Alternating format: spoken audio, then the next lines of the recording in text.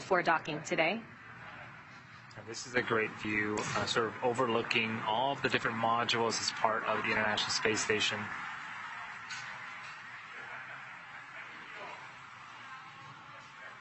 An orbiting lab, the only one of its kind.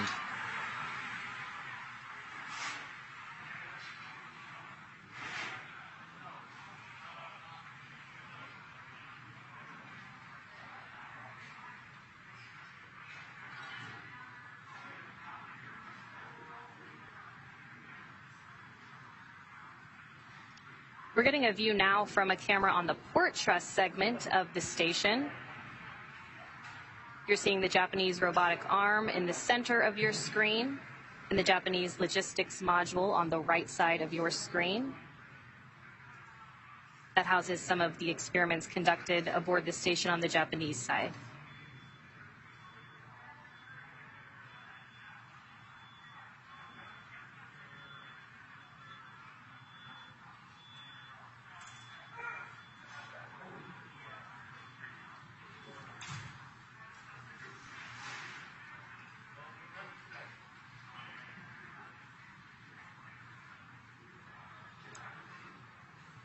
I believe that is Dragon, pretty much dead center of your screen. Again, making its approach to the International Space Station. What a view. And this view really showing you that it is coming to the front of the International Space Station, to that waypoint 1 checkpoint.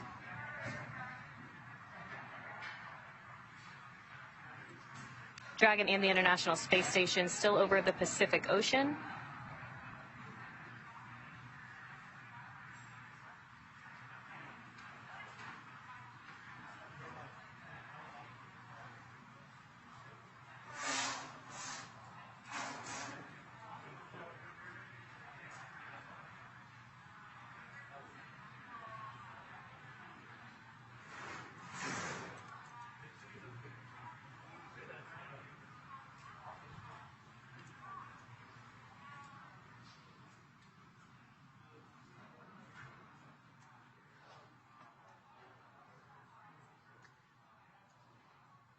This is, for this capsule, it is its first flight and subsequently its first docking to the International Space Station. It's named Endurance.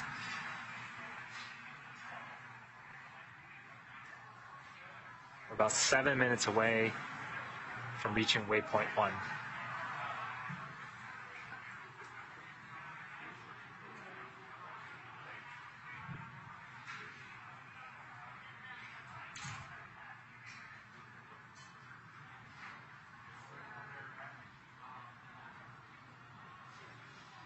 Dragon now just 300 meters away from the International Space Station.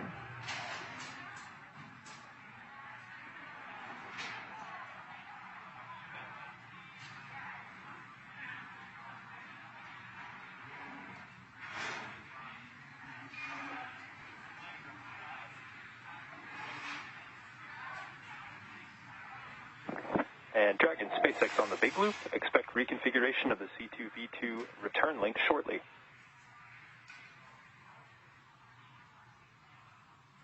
Copies reconfiguration of C2V2 shortly.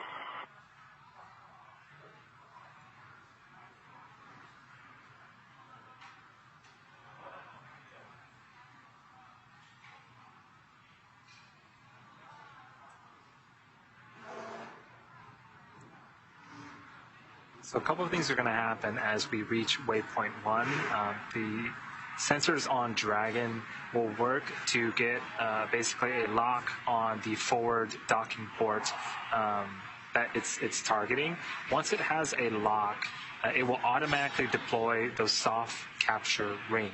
And again, that ring is composed of a ring and 3 pedals that will help with soft capture. And what that means is initial contact with the International Space Station. It sort of inserts itself into the docking port and is effectively locked into place. So that way the 12 hard capture hooks can do their job and sort of seal and tighten that docking. And C2V2 that you heard a little while ago, that's the common communications for visiting vehicles. There is a link between the International Space Station and Crew Dragon, providing data and telemetry. A lot of that telemetry is what Mark Vande Hei will be using to monitor the approach from inside of the International Space Station.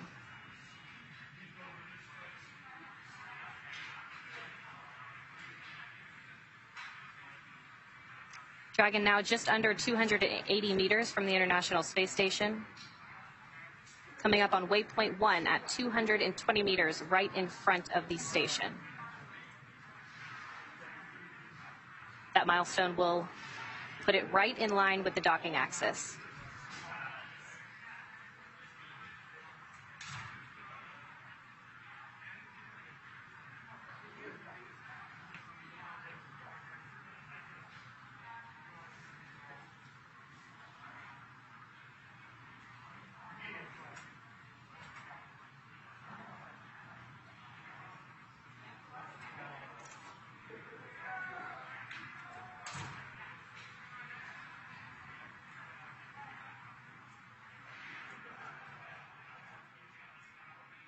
Once Dragon reaches that docking axis, it has about 20 hours of power, so it could actually hold there for quite some time and could reattempt to dock if necessary, but everything is proceeding well and on track for docking today.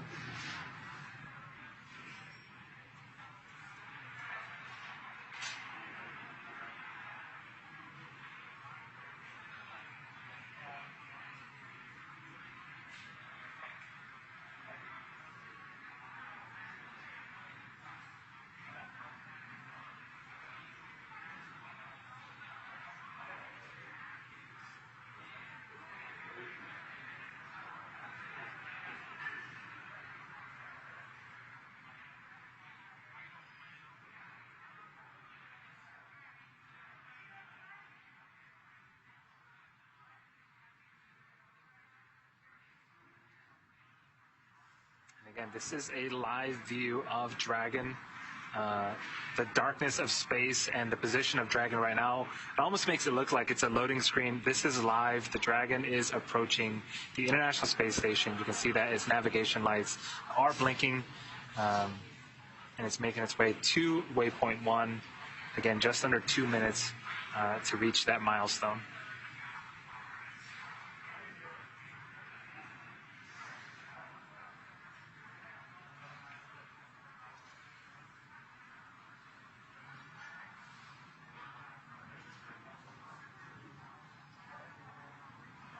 This is a different angle. Dragon at the center of your screen, and parts of the International Space Station, its destination, is at the bottom right-hand side of your screen. Yeah, that's right. This is a view from the camera on the port truss segment of the station. You can see that Japanese robotic arm. Dragon SpaceX on the big loop. Approach 1 and soft capture ring extension will begin shortly. Dragon will continue its approach to waypoint 2. The big loop observes copies. We'll continue to waypoint 2 and expecting soft capture ring extension once we transition to approach.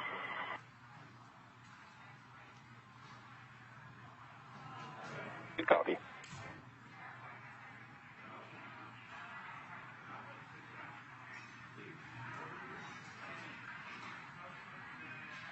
All right, so we just heard that they will proceed past waypoint 1 onto waypoint 2. Waypoint 1 being 220 meters in front of the station, again in line with the docking axis. When it starts to move in, it'll pass the keep out sphere, which is that imaginary line that extends 180 meters directly in front of the station. When that happens, there's a new set of flight rules that come into play when Dragon makes its way into the keep out sphere. Mark Vande Hei, who's monitoring from the station side, if he sees any issues on his end, he would have the ability to command an abort from the station side, but of course an abort can be issued from inside Dragon or from the ground. Yeah, the journey from waypoint 0 to waypoint 1, which the Dragon vehicle just passed, took about 20 minutes. From waypoint 1 to waypoint 2, it's going to take about 14 minutes. Again, Courtney, we are hearing great news.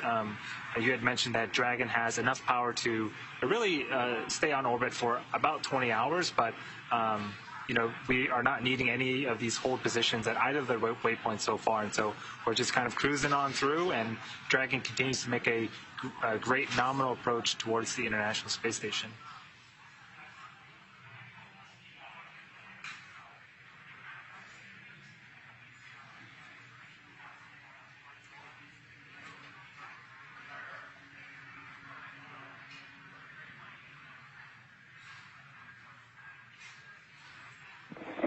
C2B2 link reconfiguration complete.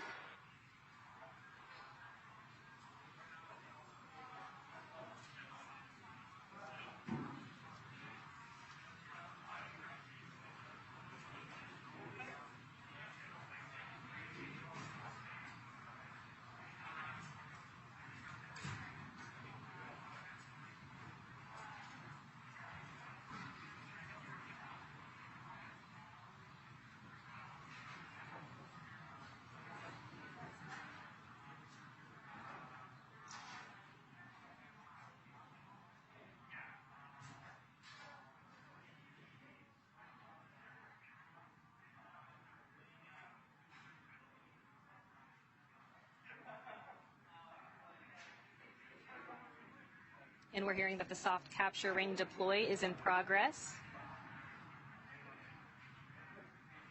A view now of Mission Control Hawthorne.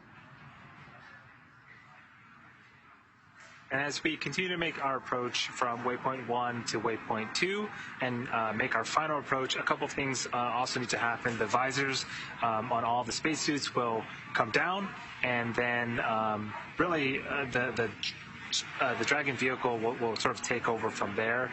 It's been doing most of the bulk work in terms of navigation, but there's a period known as CHOP, crew hands-off point, where if we needed to back off or attempt redocking at some other phase or abort, the vehicle has to make that decision and make that call.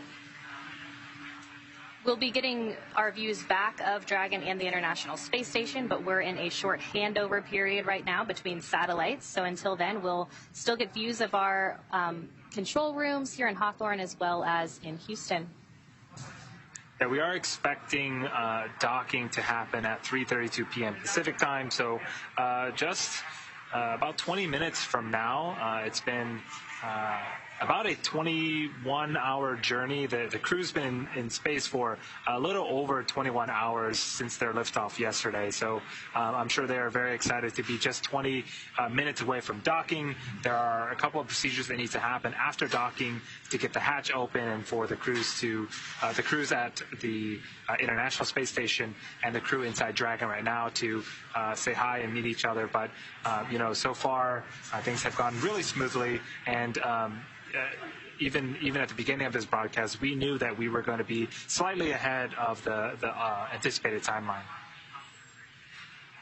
While they did go through waypoint 1, they will stop at waypoint 2, 20 meters away from the International Space Station, before they could get that final go, no-go to go in for their final approach and docking to the International Space Station.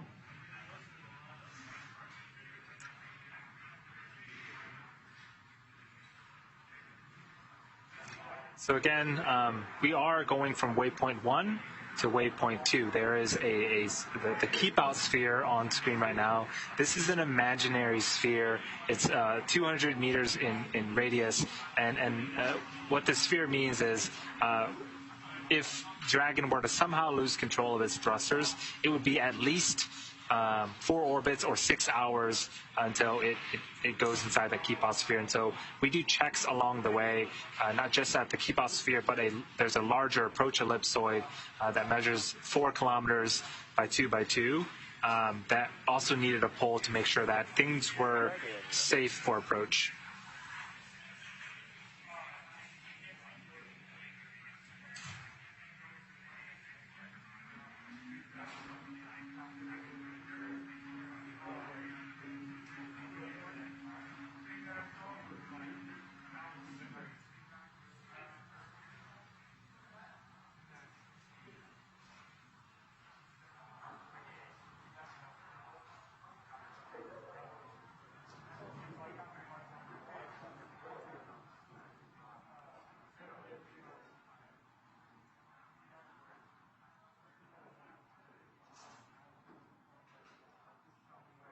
SpaceX Endurance on the Dragon to ground.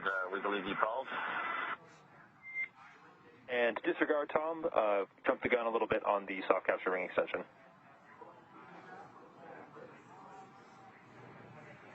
You disregard.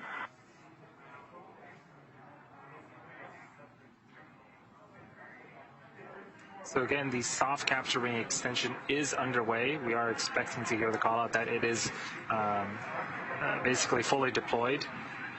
This is what will first make contact with the International Space Station here in about 17 minutes. And Dragon is actually now inside of the keep out sphere. They're about 120 meters away from the International Space Station. That next milestone coming at waypoint 2, about 20 meters away from the space station.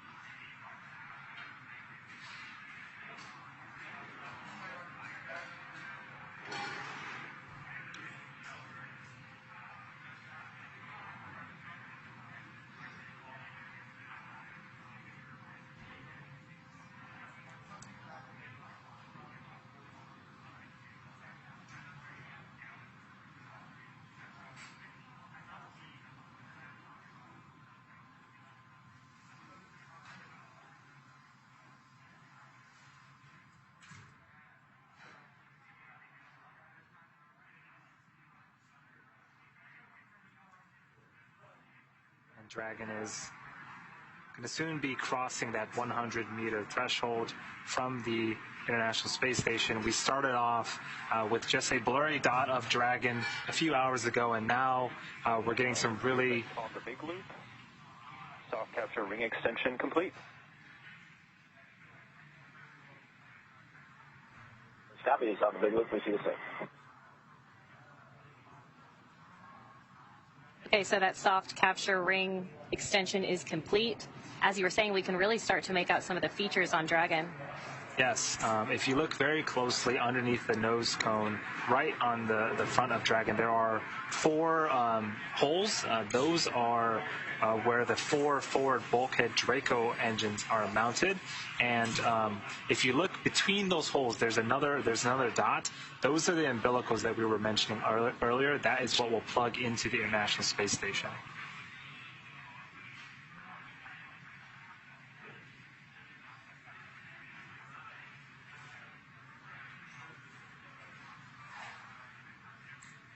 At this point, Dragon is pretty much locked onto the docking target of the International Space Station with LiDAR and some of its other sensors.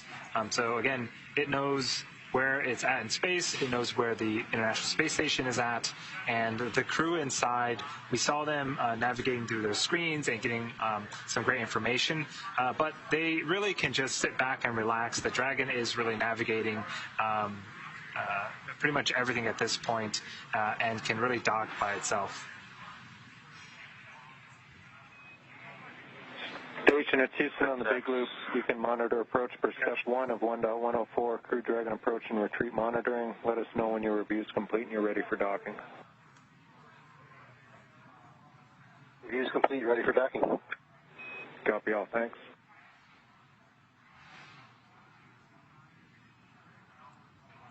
SpaceX Endurance, just for your information, we saw an object look like a knurled knob, although difficult to tell with distance in our centerline camera view from upper left to lower right from our view.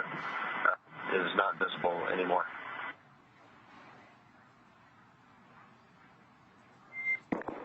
And copy that, Tom. You saw a gnarled knob in your centerline view going from the upper left to the lower right. Is that a good readback?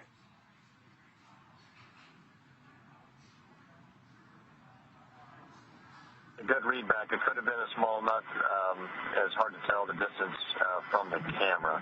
Just want to let you know we saw that pass by.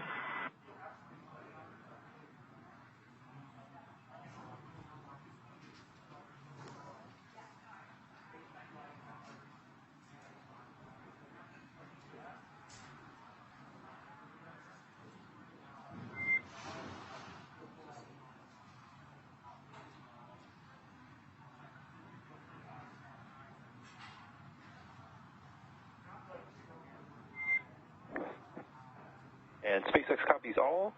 We are not concerned with continuing our approach here, and I will give you some calls up on the big loop shortly.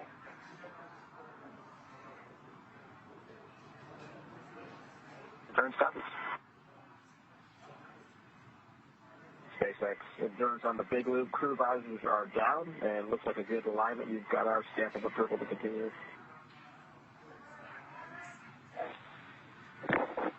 And Dragon, SpaceX on the big loop, we are anticipating that we are going to enter a hold here at waypoint 2 for some more favorable lighting conditions. Right now we're expecting approximately 10 to 12 minutes for that hold, and we'll keep you posted as we watch those lighting conditions improve for this final sunset before docking. Endurance copies on the big loop. We can go visors back up then if that's the plan. Otherwise, we're happy with lighting. You guys obviously have a better estimate of what it's going to look like in a few minutes. So we'll go visors up until you tell us you're ready to continue.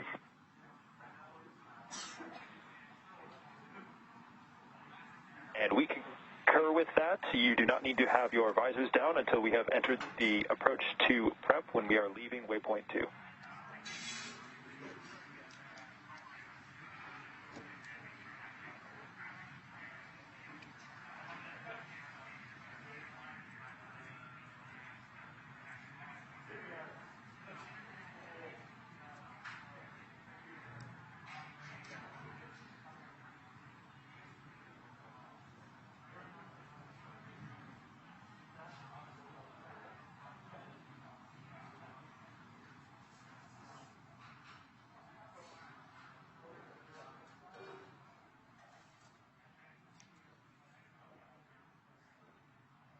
So Dragon should be reaching waypoint 2 here in a few minutes. That means it's at 20 meters away from the International Space Station. We did hear from the Corps that they are going to pause here for 10 to 12 minutes for more favorable lighting conditions. So this is necessary for docking. So with the orbital sunrises and sunsets, if we wait a few minutes, we're going to have better lighting for the sensors and cameras on Dragon. So the crews have opted to put their visors up for the time being and wait for that final approach call before they have to close their visors once again.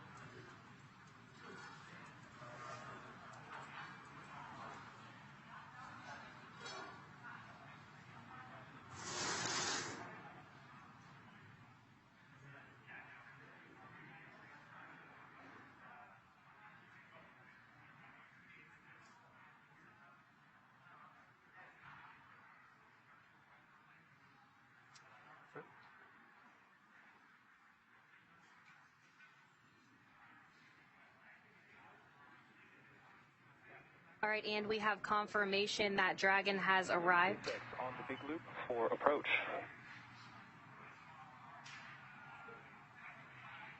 Burn turns on the big loop. And standby 1, Dragon.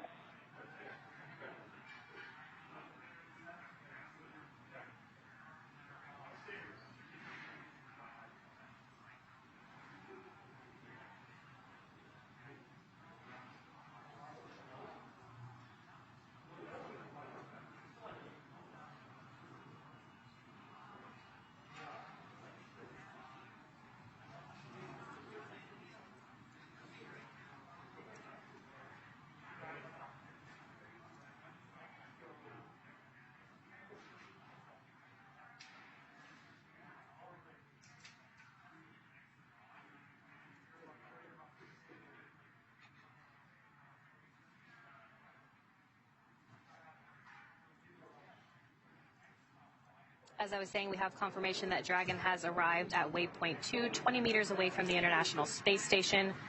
They'll hold here and conduct a final go, no-go poll before final approach. You can see on the screen that Dragon is pretty much parked right outside the front door of the International Space Station. Again, we are waiting for more favorable lighting conditions for that final approach.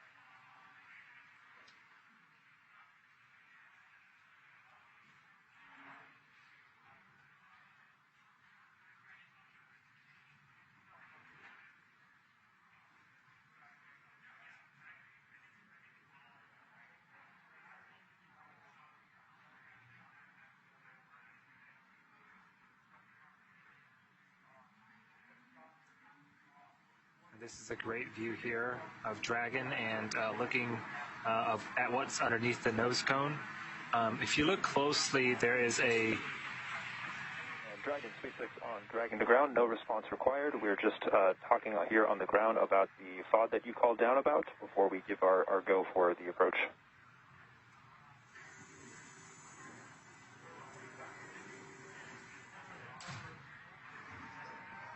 Again, that was the Corps checking in on the FOD, or foreign object debris, that the crew had called out during their approach. They had noticed a knurled knob. So again, just make sure everything is clear before final approach. But again, on screen right now is a view of Dragon. There is a gray ring with 3 petals on it. That is the soft capture ring that has been deployed. This will make initial contact with the International Space Station, attach itself to the International Space Station, and Dragon SpaceX on the big loop. Ground has told go to resume the approach. Please confirm that your readiness for the final approach and that your visors are down. If so, ground will be commanding resume shortly. As a reminder, once Dragon is inside the crew hands-off point, retreat and breakout are not permitted. And one final item of note is that we do anticipate that we may have some less than favorable lighting conditions until approximately 3 meters away from the docking adapter. How copy? Endurance copies all. We've got the crew visors down. We're expecting lighting conditions may not be perfect in zone off 3 meters, but honestly, we're happy with what we can see currently, and we'll avoid actions inside the shop. And SpaceX copies. We will be commanding resume imminently.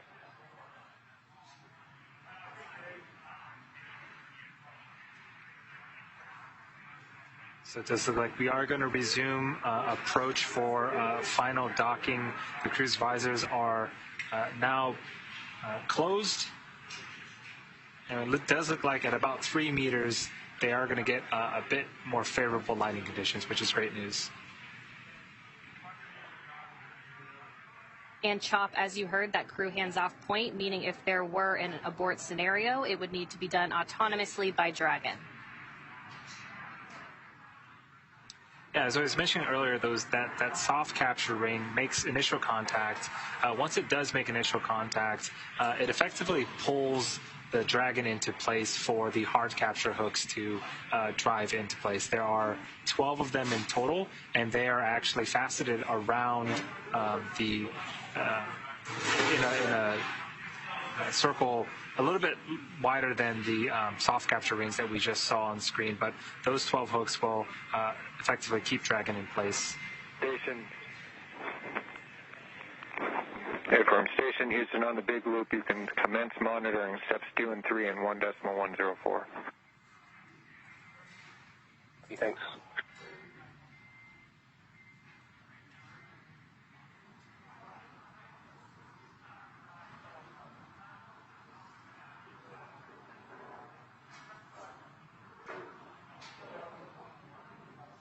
So it does look like we're in an orbital nighttime now.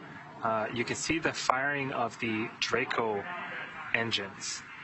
This is, again, there are 16 of them on the Dragon, and they will continue to fire for any type of micro adjustments that are necessary.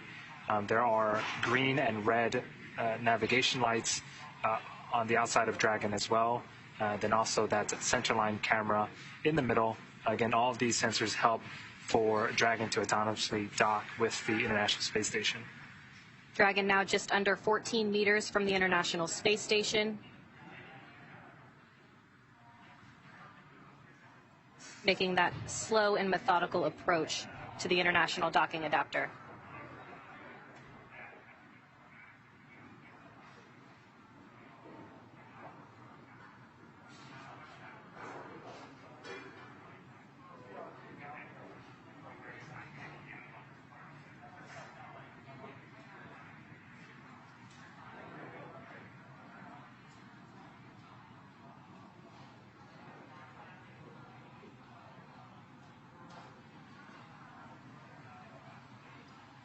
Meters.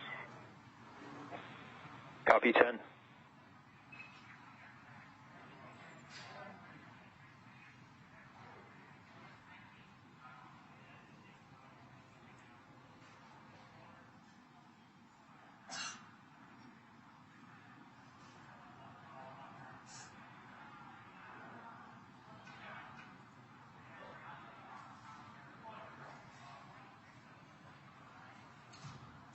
Now just under 8 meters from the International Space Station.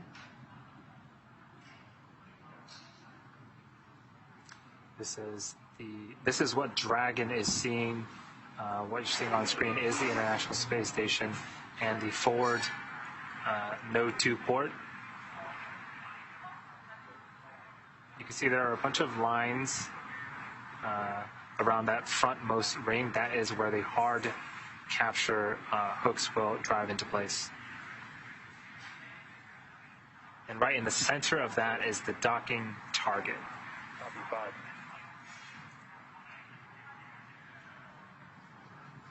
The docking target is what Dragon is using to, again, help navigate it towards the International Space Station. We just heard the call out that we are 5 meters away.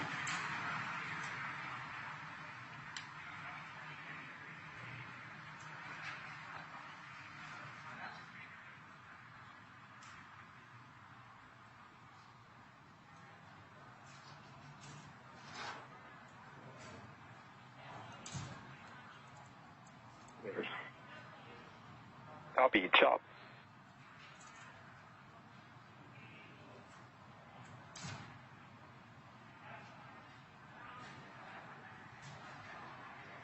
Meters.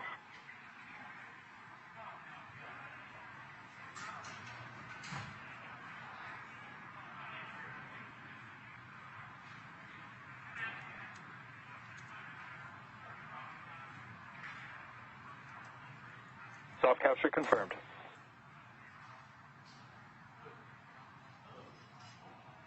On the big ones, we see the same. Soft capture 10 to 18 targets.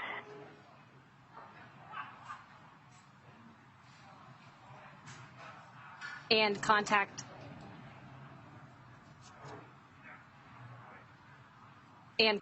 confirmed at 3:32 Pacific time as the International Space Station and Endurance were flying 263 statute miles over the Eastern Caribbean.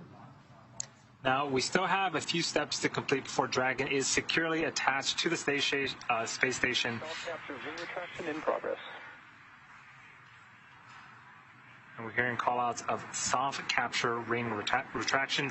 That should complete in about 4 minutes, and then about 2 minutes after that, the hard capture sequence will start. This is where the 12 hooks around the outer ring will drive themselves into place and really secure Dragon to the International Space Station. And then hard docking should be complete in about 10 minutes from now. That's right. Those 12 hooks will drive 6 at a time in 2 parts to form that hard mate between Dragon and the International Space Station. So what's happening right now with the soft capture ring retraction is those petals as part of the soft capture ring, they were extended, and again, that's what made contact with the International Space Station. They're effectively being pulled back into the Dragon, and because it's attached, the Dragon is now getting closer and closer with the International Space Station. Again, so those 12 hard capture hooks can set themselves in place, and then we have a nice docking procedure completed. It does look like we're over a handover period. We can't bring you guys the views, the amazing views of Dragon and the International Space Station at this time, but trust me, we're going to get them back very soon. For now, this is a view of Mission Control in Hawthorne. We're working in tandem with Johnson Space Center in Houston to make sure that, again, these sequences, we're bringing the crew safely to the International Space Station. That's right. And again, if you're just joining us, contact was confirmed at 3:32 p.m. Pacific time as the International Space Station and Endurance were flying 263 statute miles above the Eastern Caribbean. Once hard capture is completed, Dragon is firmly affixed to the International Space Station, but not quite able to exit the Dragon quite yet. There are still a couple of things that need to happen. The space between where Dragon's hatch is and the International Space Station hatch is known as the vestibule. It is unpressurized right now, so we got to make sure that we put air into it, pressurize it. That way it's safe for both the folks inside Dragon and the folks on the International Space Station. And there are a couple of procedural things that need to happen before we can open up the hatches on both the Dragon and the International Space Station side. That's right. So right now we have what's called a soft capture. Again, we won't have hard capture until those 12 hooks are fully driven in those two parts. 6 will drive at a time. I'm sure that the crew is super eager to get out of Dragon and enjoy the International Space Station and start their work. They've been in space for about 21 and a half hours. So they separated from Falcon 9 yesterday night, but have been in orbit and going through a number of phasing burns to make sure that they can rendezvous safely with the International Space Station. The folks in the International Space Station themselves.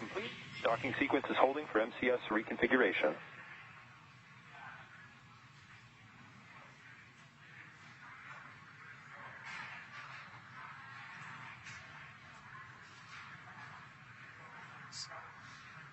So the International Space Station crew has also been helping on their end as well, monitoring Dragon's approach and making sure they are doing any type of prep work necessary, again, to get that APAS hatch open and welcome the new members to the International Space Station. So now that the ring retraction is complete, they will begin driving those hooks. Again, those are 12 hooks that will drive in two parts, 6 at a time, to form that hard mate between Dragon and the International Space Station. Yeah, Dragons will also be powered by umbilicals via the International Space Station. So as part of that hard capture sequence, we'll also be plugging in umbilicals to the Dragon to make sure it has power again from the International Space Station. Station 9 Endurance, Houston on the big loop. MCS is configured. We're proceeding with hook driving.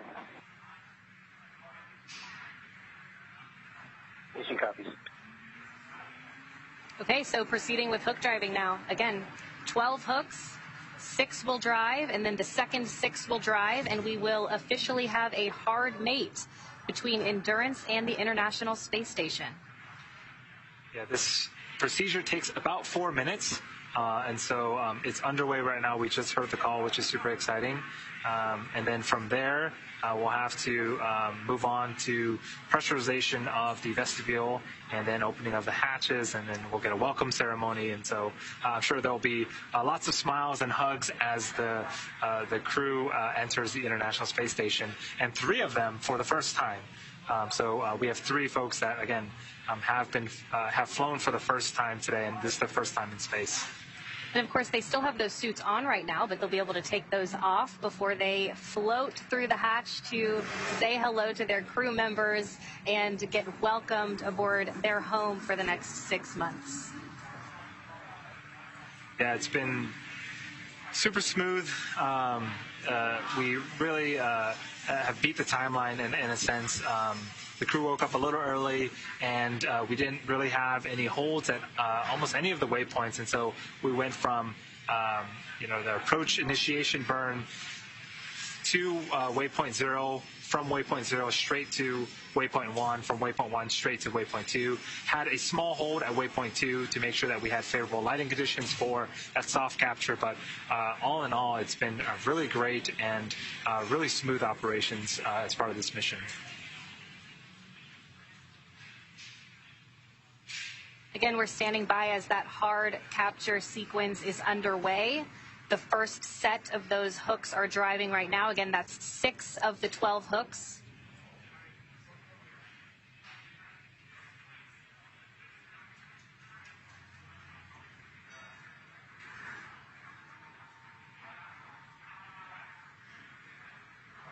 Yeah, part of the reason why the docking sequence is split up into 2 phases is with the design of the soft capture ring, those pedals really allow you a little bit of more margin when you're docking, and so it allows the spacecraft basically just to get close, and then we have some mechanical features that will really allow it to get that hard mate that we're looking for. Again, we are expecting that to be complete in just a few minutes here, so we'll be listening on the big loop with everyone else here on that exciting news.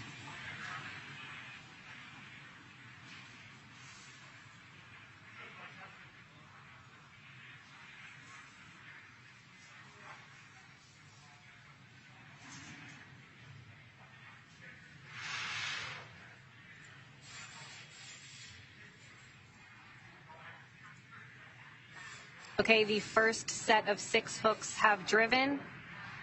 That second set will start now. Once those 12 have all driven, we will have a hard mate.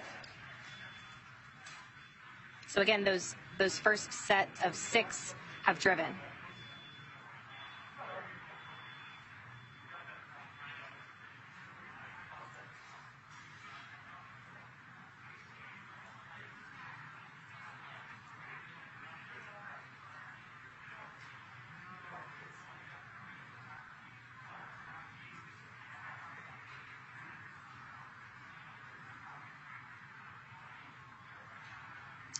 And this is a great view. This is a live view inside the Dragon that is has been soft captured and about halfway through its hard capture sequences.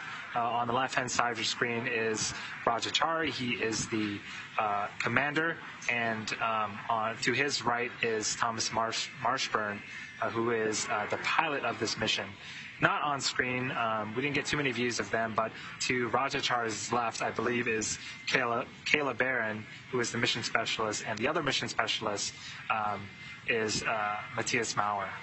And so everyone but Thomas Marshburn, again, this is their first space flight, the first time at the International Space Station, their first time riding the Dragon.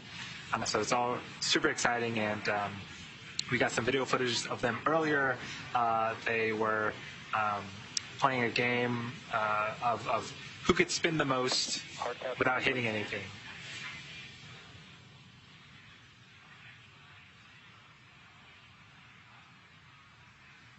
Endurance on the big loop copy. It's hard capture complete. Crew visors are up, and we see soft capture stowed fires.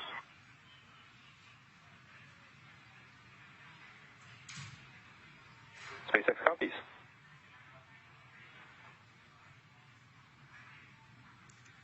All right, and we have confirmation that that hard capture is complete. Crew Dragon Endurance officially made it to the International Space Station. So now that Dragon has completed the docking sequence, the spacecraft must undergo a handful of checks before we are able to open the hatch. The crew on board Dragon will now get a chance to get out of their suits before moving on to hatch operations. Yeah, that's right, and things will be picking up inside the station, too, as NASA's Mark Vande Hei gets the hatch on the station side ready to be opened and starts pressurizing that area known as the vestibule between the Dragon and station hatches. So for now, let's go to Sandra Jones for a refresher on what's ahead now that Dragon is officially docked.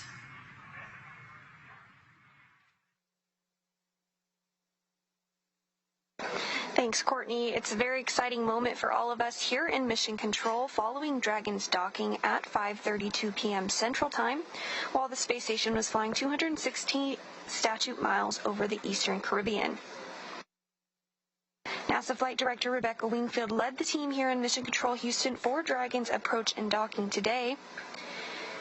And to their right is Capcom Joshua Kutrick, who will be communicating with the crew aboard station to step through procedures in preparation for hatch opening. Right now, there are 3 astronauts and cosmonauts aboard the space station. That includes NASA's Mark Vande Hei, as well as Roscosmos cosmonauts Pyotr Dubrov and Anton Shkaplerov, who is the current space station commander. Now that Endurance is docked to the space station, Mark Vande Hei will secure some hardware and will move right into hatch operations.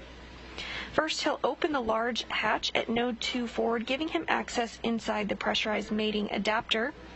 Then he'll pressurize the vestibule, which is a small space between the hatches on Dragon and the space station. Because this was exposed to the vacuum of space prior to docking, he'll need to fill it with air to make sure the pressure is nearly equal to that of the International Space Station and the Dragon. He'll use a small valve on the station to introduce air into the vestibule. SpaceX on the big loop. Docking sequence is complete. Welcome to the International Space Station.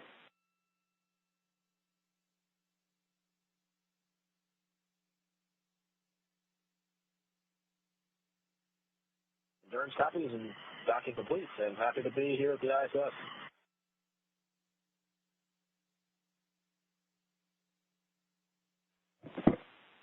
Ground will be enabling hardline power and comm connections shortly.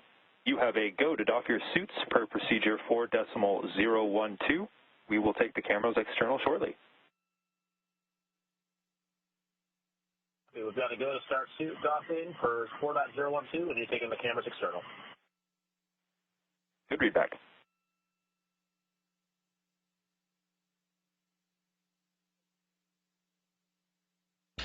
And you could see that excitement by the crew inside Endurance as they are officially welcomed to their home in space for the next 6 months.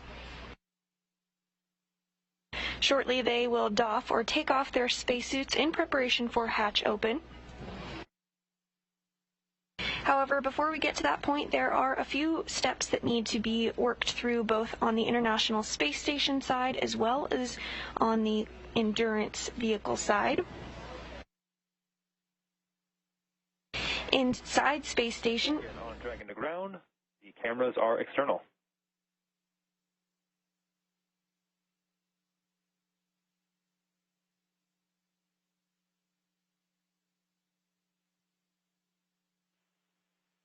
And Dragon, SpaceX on the big loop, the cameras are external. Endurance copies, cameras external.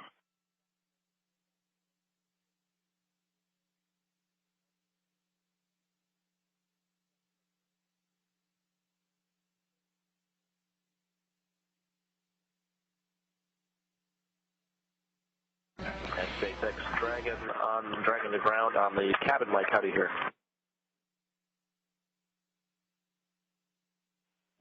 And Dragon, we have you good for the cabin mic comm check. And do you want to leave the cabin audio set to listen to both SpaceX and Big Loop?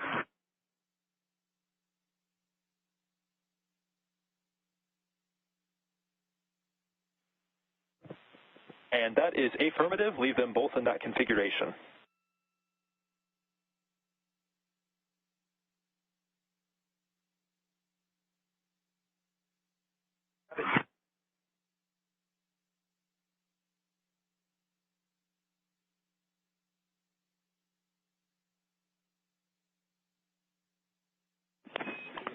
And station, it's Houston on the big loop for Mark. We're ready. You're go. Go for the ingress procedure part 1. That's going to be your steps 1 and 2 and 2.102 Dragon arrival. All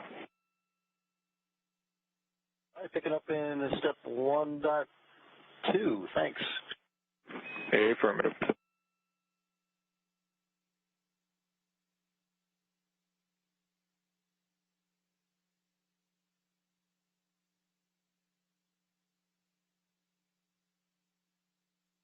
And those words between NASA astronaut Mark Vande Hei on board the International Space Station and Capcom Joshua Kutrick.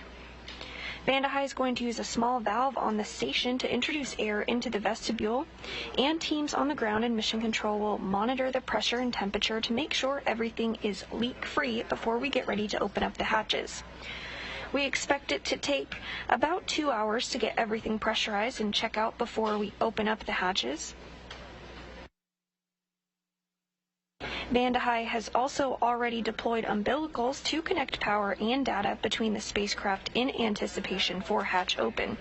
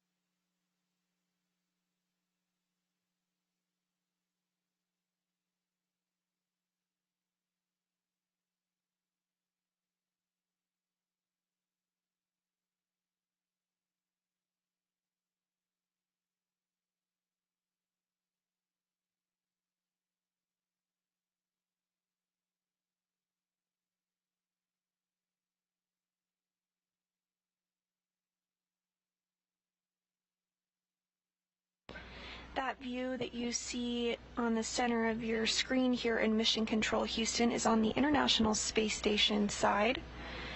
In a short time, we'll see that hatch open up, and we'll see the crew of Crew-3 float through. However, there are some procedures that need to be stepped through before we get to that point.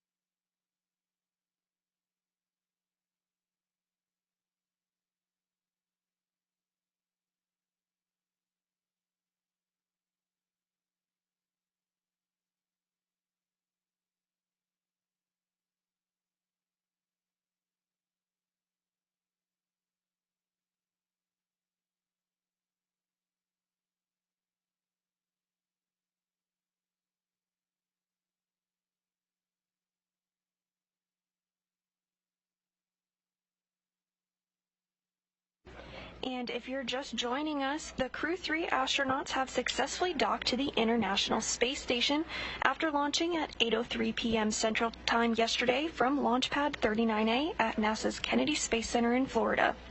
The crew of Chari, Kayla Barron, Thomas Marshburn, and European Space Agency astronaut Matthias Maurer docked to the orbital outpost today at 5:32 p.m. Central Time. We're tracking a hatch opening to begin shortly after 7 p.m. Central Time, with a welcoming ceremony approximately 35 minutes after.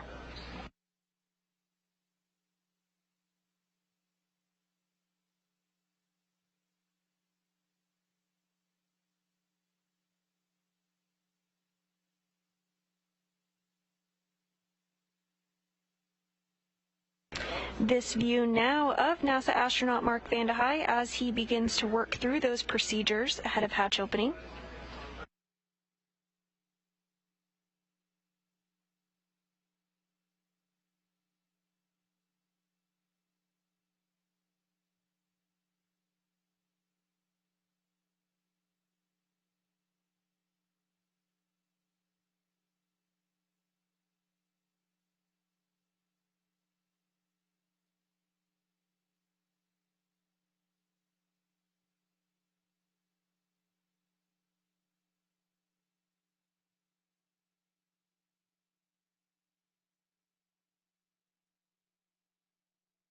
And we did just see NASA astronaut Mark Vande Hei open the Node 2 forward hatch.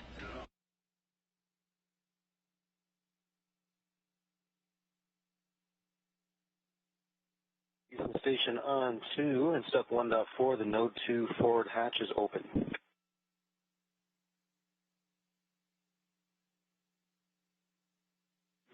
We copy Node 2 forward hatch open, and mark your go to continue. Go to continue with step 2, and your go at 2.2 is good.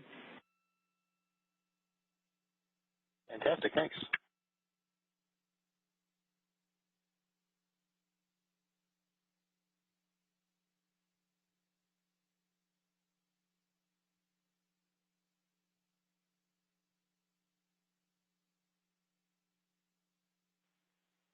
And Endurance, SpaceX on the big loop.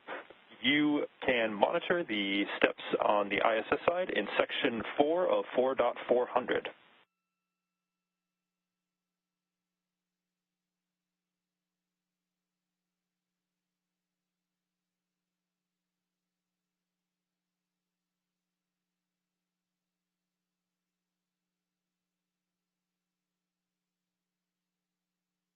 We cut out halfway through the transition. You wanted to monitor something? And repeating my call, but if desired, you can monitor some of the vestibule pressurization actions that Mark is performing on the other side of the hatch in section 4 of 4.400.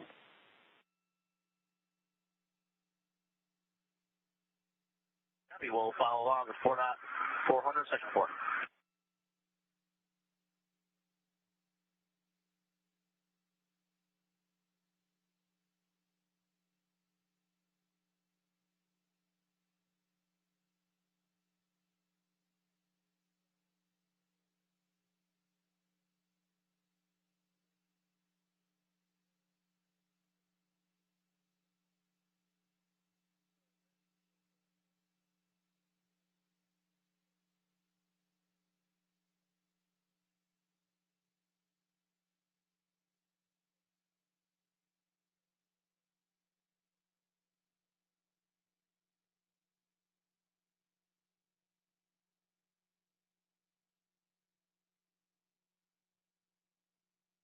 And on the right-hand side of your screen is a view of Mission Control in Hawthorne, where flight controllers will look after the Endurance Dragon and its system. Dragon will be configured for a long-duration stay aboard the space station now that it has successfully docked, eventually being configured for a quiescent mode, and will remain there for 6 months.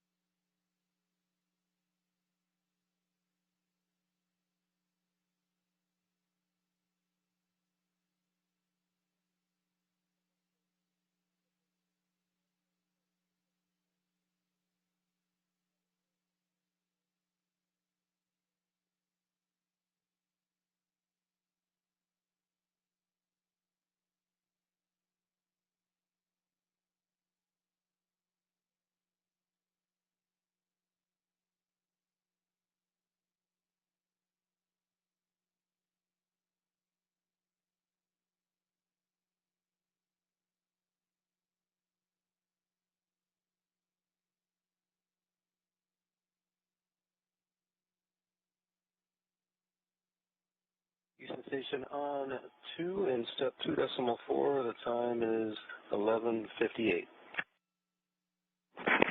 Houston copies 11:58. Thanks. We'll call you when the leak check's complete.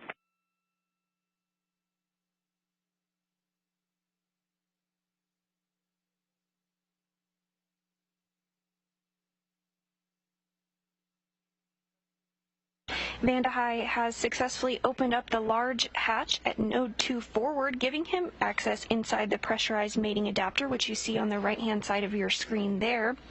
He's working to pressurize the vestibule, which is the small space between the hatches on Dragon and the space station.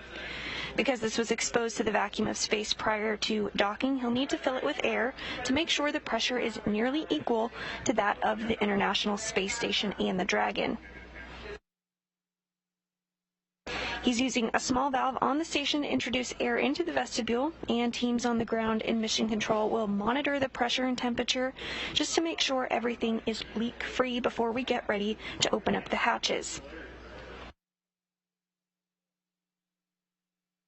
We'll likely hear some of those calls from the ground to the space station as vestibule repress continues.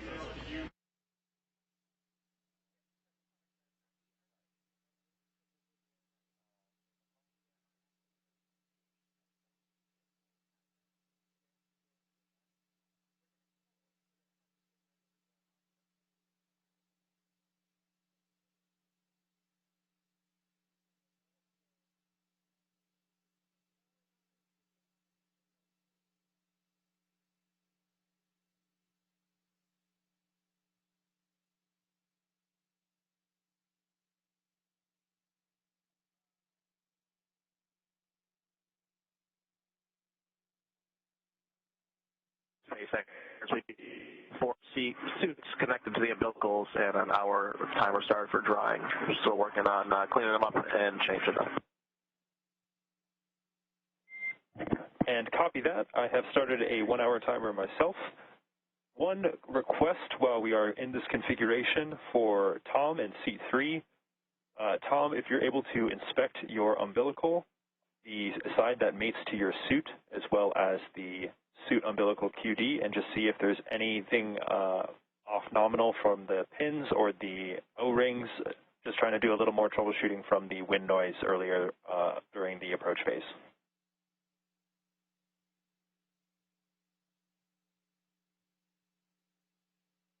Copy on Dragon to ground. We'll take a look at both sides of the connector. Copy. Thanks, Roger.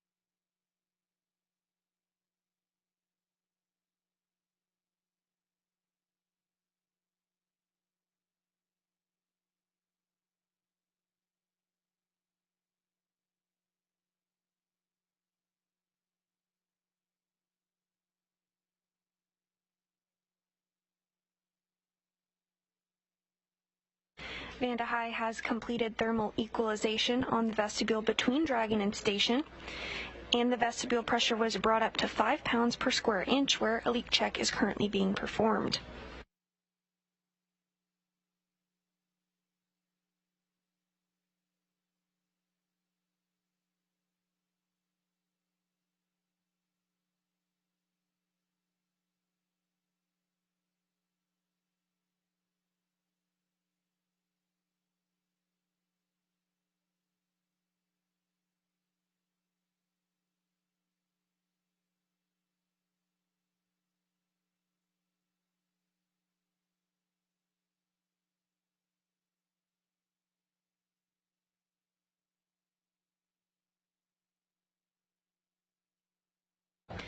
We've been pretty lucky with our external camera views so far. This view is from the Japanese exposed facility pointing at the forward end of the International Space Station, where Dragon is currently docked with the Crew-3 astronauts on board.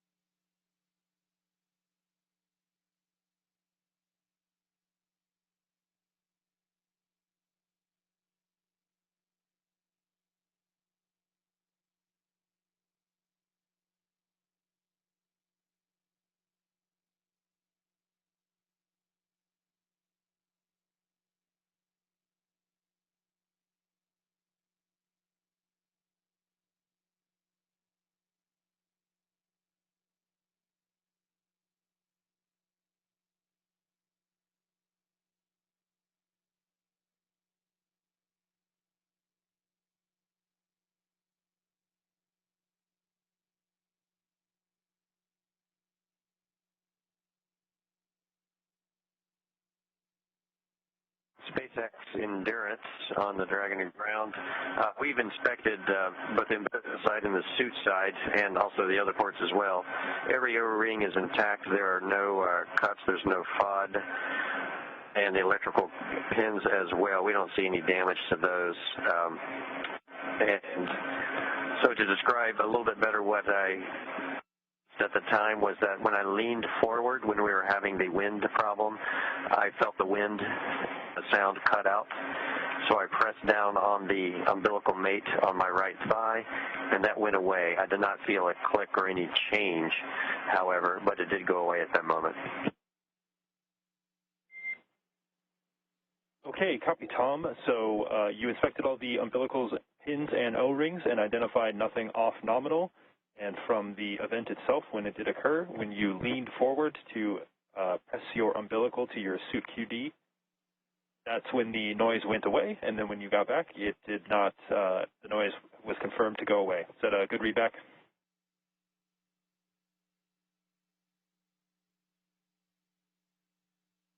Yes, I leaned forward. It cut out for just a second, which clued me into the potential area of the problem. And then when I pressed on it, it went away, and no one else could hear the wind either. Okay, copy, Tom. Thank you for that. That is all the troubleshooting that we have you doing from right now. I will let you know if we have any other thoughts.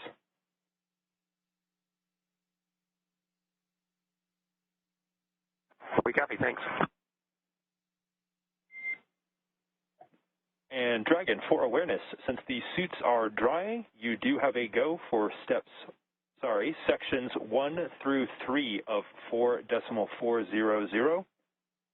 I do have a request that while performing that inventory in section 3, provide as many details about the remaining water bottles and meals in each bag at your discretion, but just want to make sure I have a really good count of that before we have you guys hop out on station.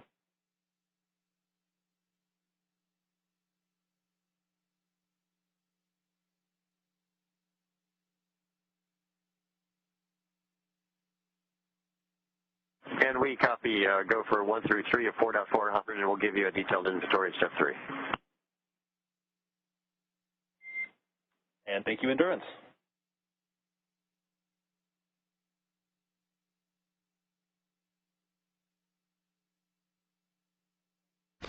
And with that call, we may be getting some views back inside the Crew Dragon Endurance as the crew has removed their spacesuits following docking and has them in a drying configuration as they await to come aboard the space station.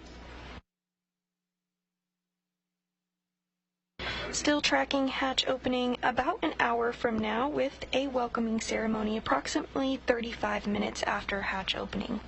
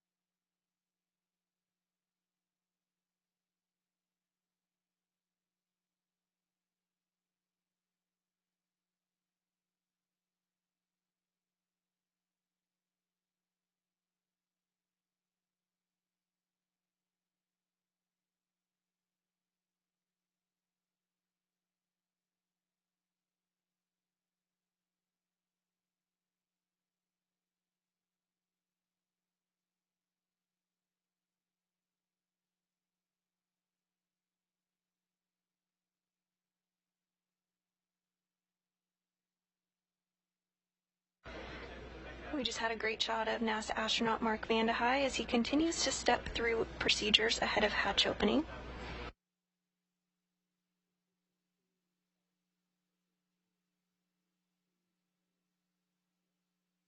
Directly in the center of your screen, below some of those cargo bags, is the hatch that we will eventually see the Crew-3 astronauts float through as they come aboard their home aboard the International Space Station, their home for the next 6 months.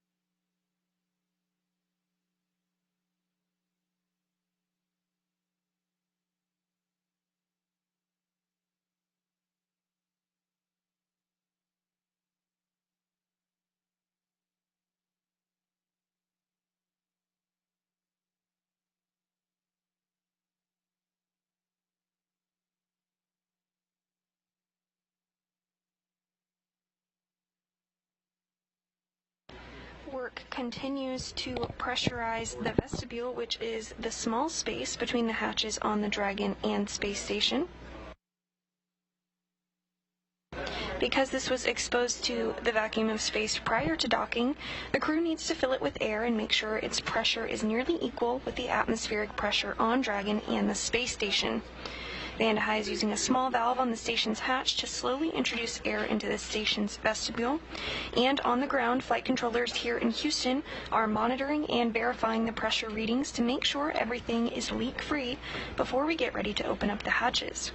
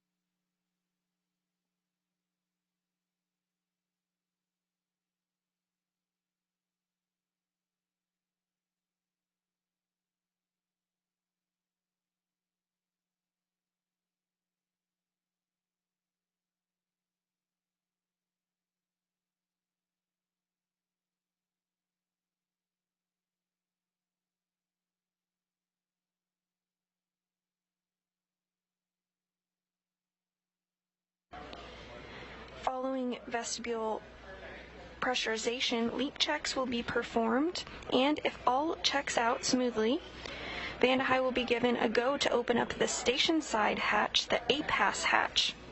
Once that's open, he'll be able to see the crew inside Endurance, and there's a small window on Dragon where he'll be able to see them from. His main job then will be to configure the station side hatch, which is currently configured with a docking target, which is essentially a small rod with an X on the end that provided guidance for the Dragon during its approach to dock with station. He'll remove that target and provide some padding to allow safe entry for the Crew-3 astronauts into the International Space Station.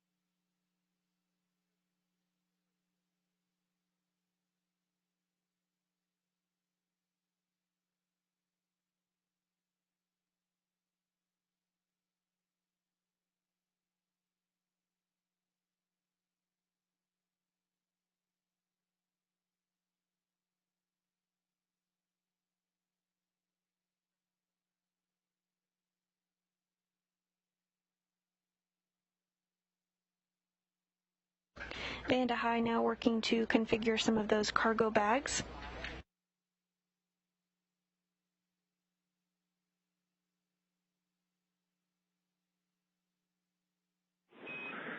and Endurance End Station, Houston, on the big loop. No reply needed, but just be advised that we're configuring hardline, so we'll be down big loop audio just for a few minutes here as we get hardline in place.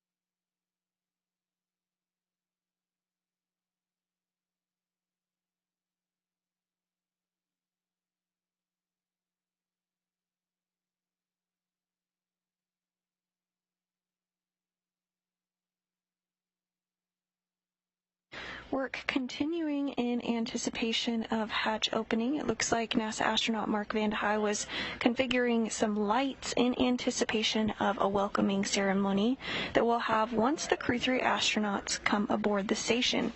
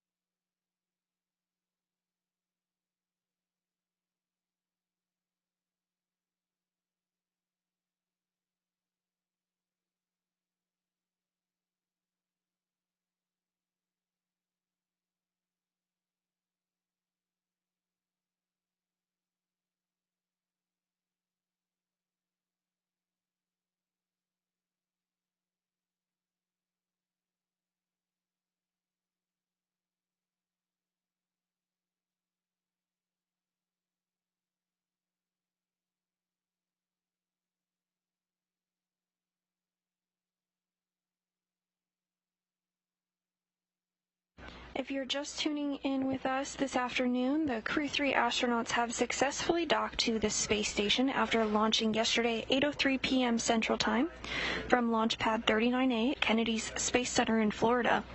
The crew of Chari, Kayla Barron, Thomas Marshburn, and European Space Agency astronaut Matthias Maurer are docked to the orbital outpost, which happened a short time ago at 5:32 p.m. Central Time. Inside the space station, NASA astronaut Mark Vande Hei is making incremental steps toward hatch opening, now slated for a little under an hour from now.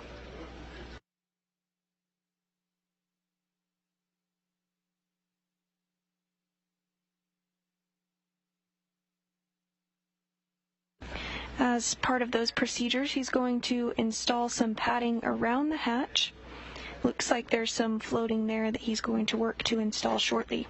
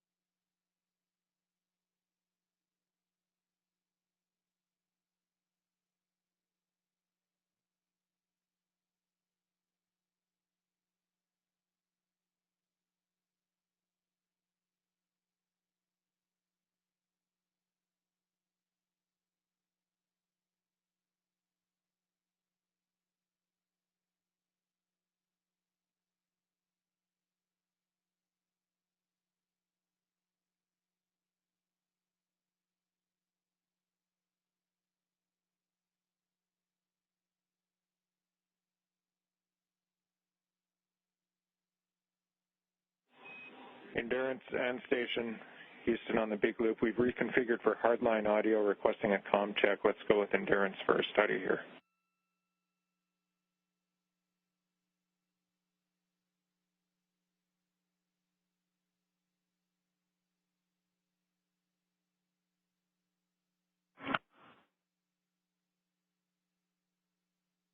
Endurance has you loud and clear on the big loop.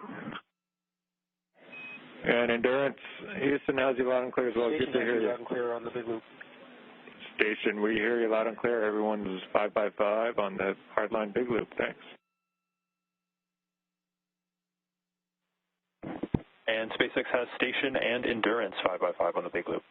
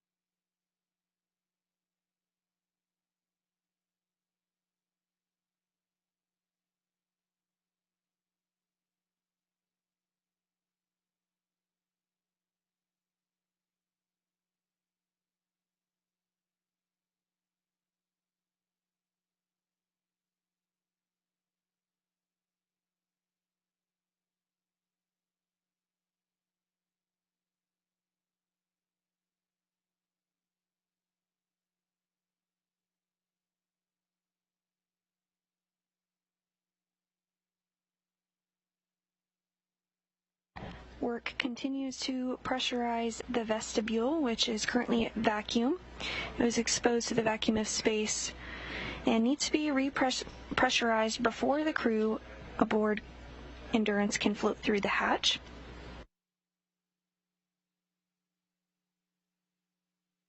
You can see the A-Pass hatch, which is the androgynous peripheral assembly system, in your screen there. It's surrounded by some cargo bags, pretty much dead center, maybe a little below on your screen there.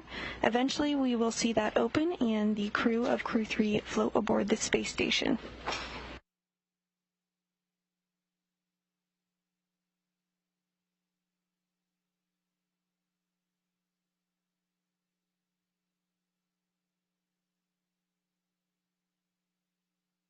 There's also a hatch on the Dragon itself, which will be opened.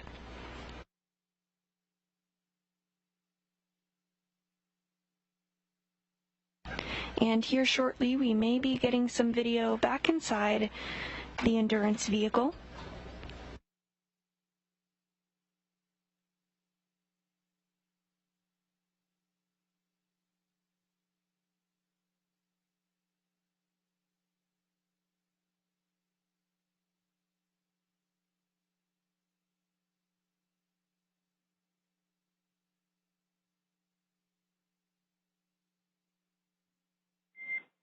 Dragon, SpaceX on Dragon to ground.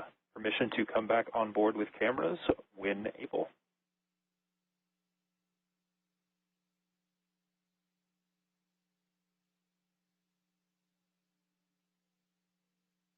SpaceX Dragon, just stand by for a few more minutes, please.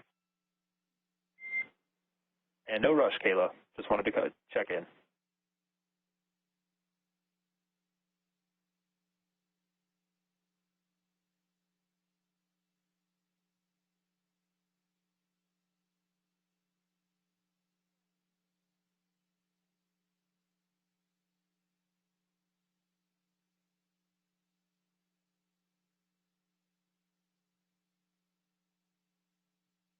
Throughout our coverage, we'll be taking your questions live and answering them on air. If you have a question for us, use the hashtag AskNASA to submit it. We did get a question from Steve, who wants to know over which area of the Earth will docking take place. Well, as you can see, Endurance is already docked to the International Space Station. That docking took place at 5:32 p.m. Central Time, while the International Space Station was flying 260 statute miles over the Eastern Caribbean Sea.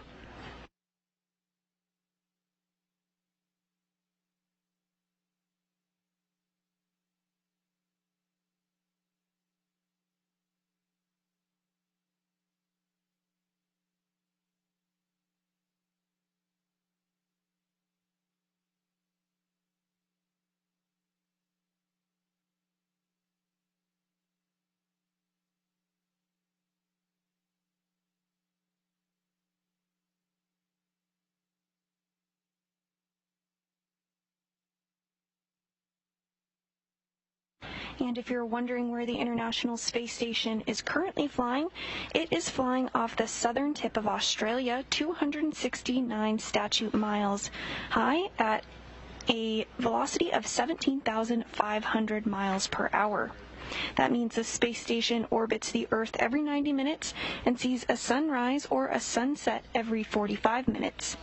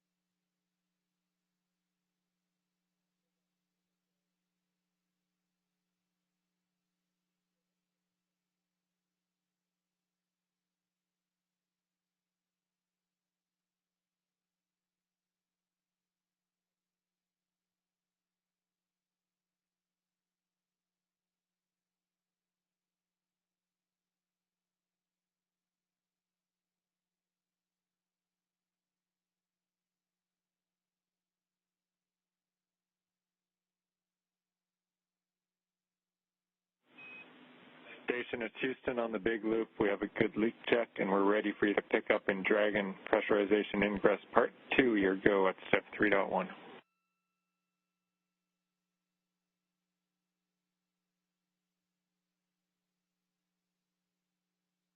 Okay, that's in work. Good words. And just while I have you near an ATU, we're also getting ready for Dragon Hatch Open, of course, and the PAO event. And just looking at our downlink, if you could zoom in just slightly, a touch of zoom on the Node 2 camera, I think we'll be set.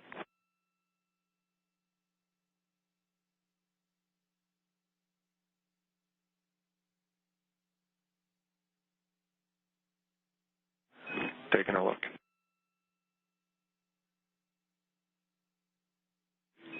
And words back is that's perfect, Mark. Thank you.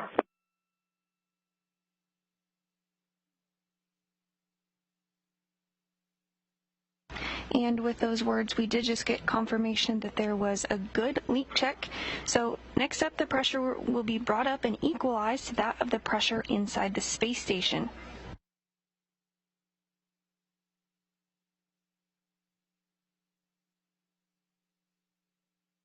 Additionally, we heard some words about some slight camera adjustments for an upcoming welcome ceremony that will have about 35 minutes after hatch opening.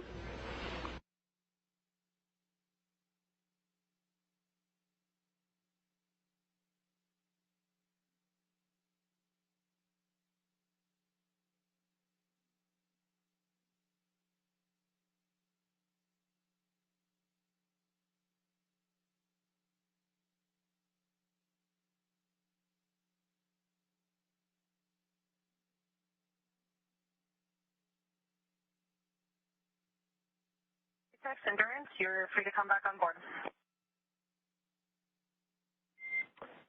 And copy that. Thanks, Kayla. We'll put that in work and let you know when we're back on board.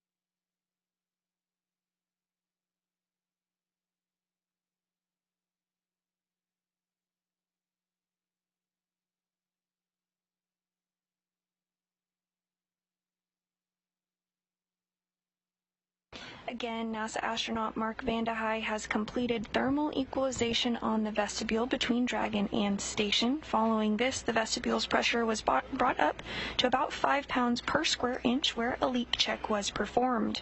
Everything checked out smoothly with that leak check, so the pressure is now being brought up to equalize it between that of the pressure inside the station. Once pressure is equalized and after a couple more checks, Vande Hei will be given a go to open up the station side hatch, the A-pass hatch. Once that's open, he'll be able to see the crew inside Endurance. His main job then will be to configure the station side hatch, which is currently configured with a docking target, which is just a small rod with an X on the end that provides guidance for the Dragon during its approach to dock with space station. He'll remove that target and provide padding to allow safe entry for the Crew-3 astronauts into the space station. We're still targeting a hatch opening shortly after 7 p.m. Central Time, as well as a welcoming ceremony to begin approximately 35 minutes after hatch opening.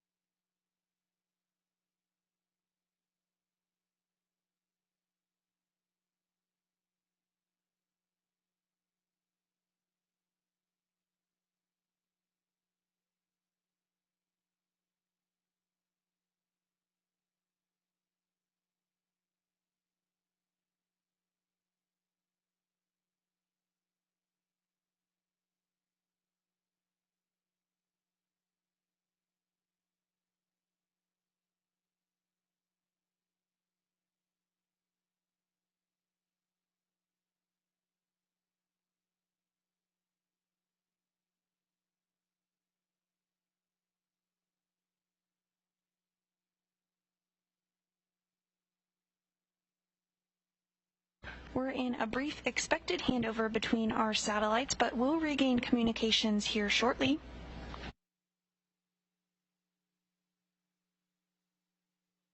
And as a reminder, we are taking your Ask NASA questions throughout the broadcast today, so if you have one, send it our way using the hashtag AskNASA.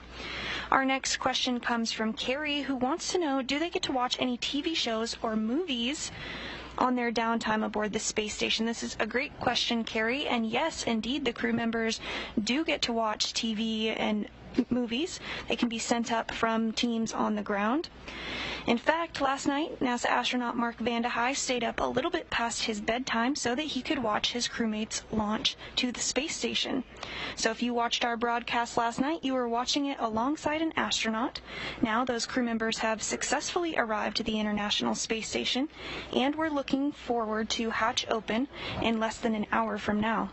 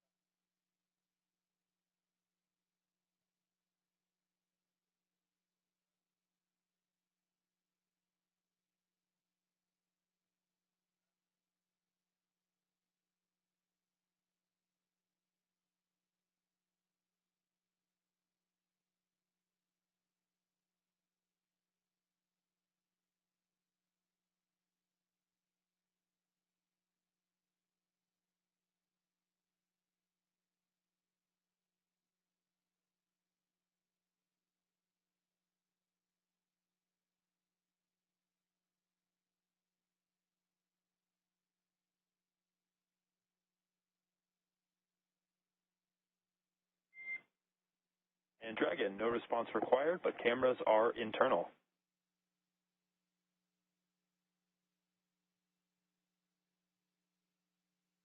Endurance copies.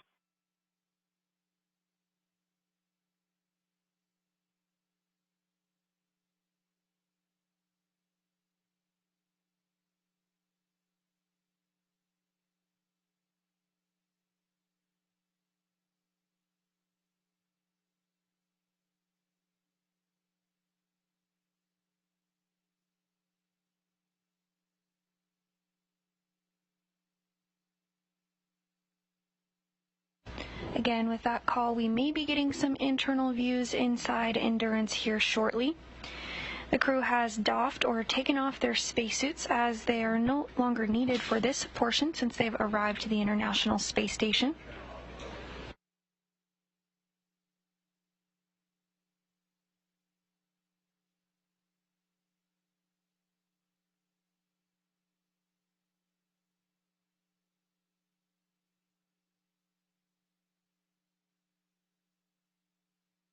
Thanks for tracking purposes, Endurance. We're on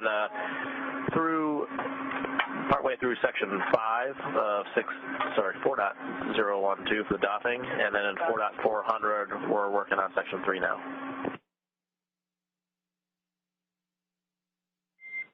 And copy that, Endurance. I have you the same as waiting. I see about 18 minutes left on my suit drying timer, and then you guys are working through section 3. Thanks for the status update.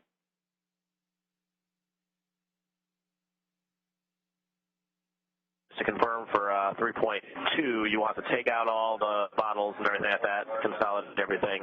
But when it talks about the packing plan, then 3.1, you're still talking about the ascent plan, right? Affirmative, that is the ascent packing plan on your tablets.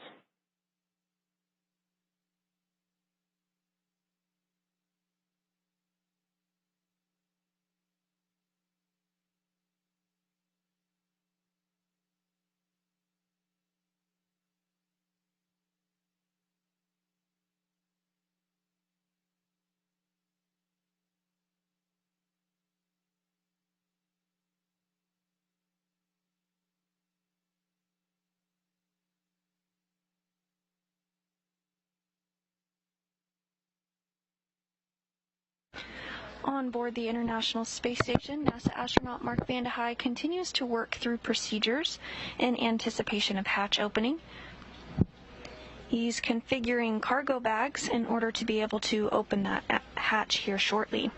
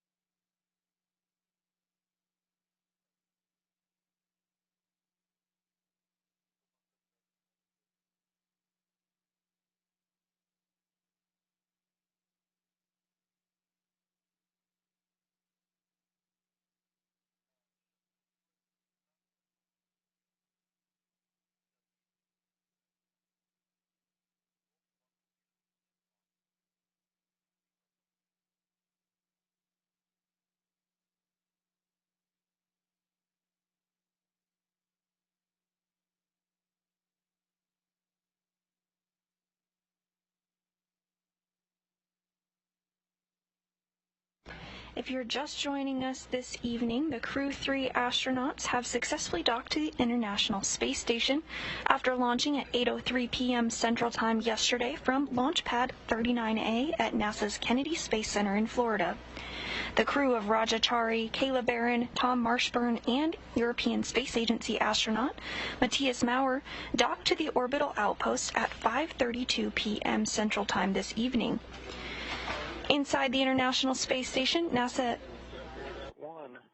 The APAS hatch is opened and there was no condensate seen.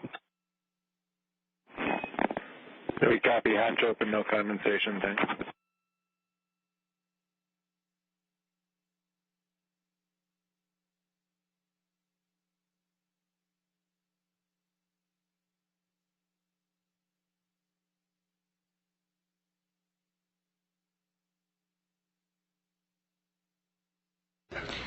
Great news now that the APAS hatch is open. We're one step closer to welcoming the crew on board the International Space Station.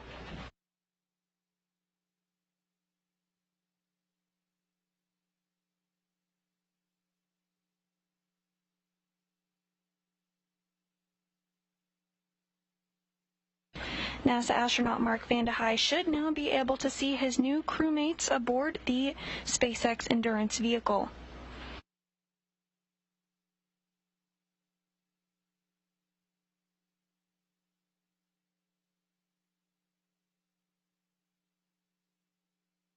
And you can see their spacesuits in that drying configuration there.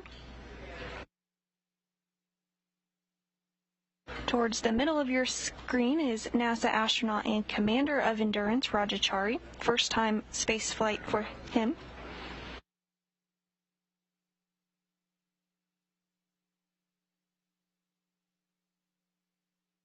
And to the right of your screen is European Space Agency astronaut Matthias Maurer.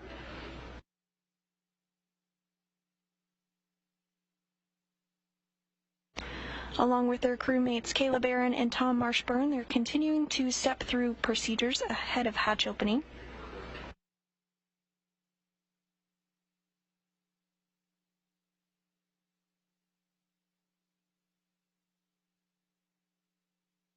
And we are in a brief expected handover period between our satellites, but we'll regain video and communications here shortly.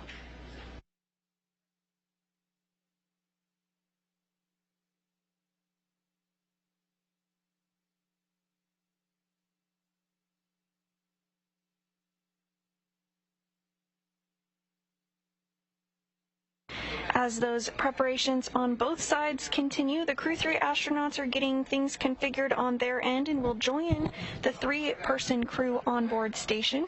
That's NASA astronaut Mark Vande Hei, as well as Roscosmos cosmonauts Pyotr Dubrov and Anton Shkaplerov, the current space station commander, and that will bring the total crew members on station to 7. Upon hatch opening, we'll see some hugs and shared camaraderie, and then we'll all be really looking forward to seeing the welcome ceremony, which is slated to begin approximately 35 minutes after hatch opening. Still tracking a hatch opening shortly after 7 p.m. Central Time this evening.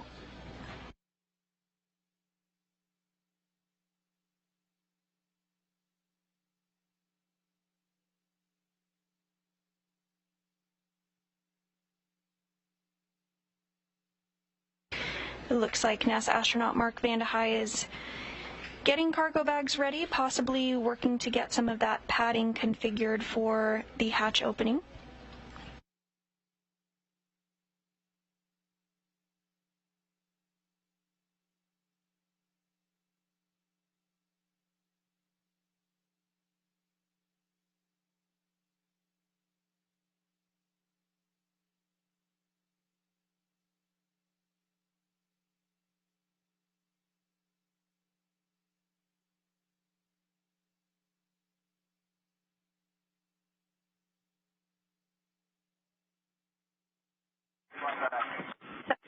Sound check. And endurance, I have you, I would say, about 4 by 5. How many? I hear you loud and clear. I have some inventory notes for you when you're ready to copy.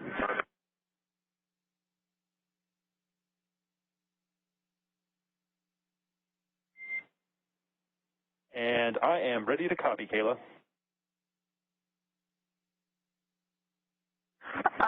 We worked on replenishing the daily bag.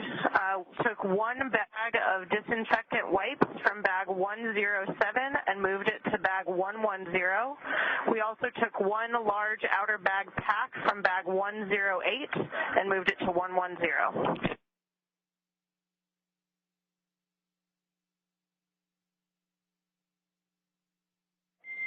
Okay, the disinfectant wipe from 107 to 110, and then the bag from 108 to 110.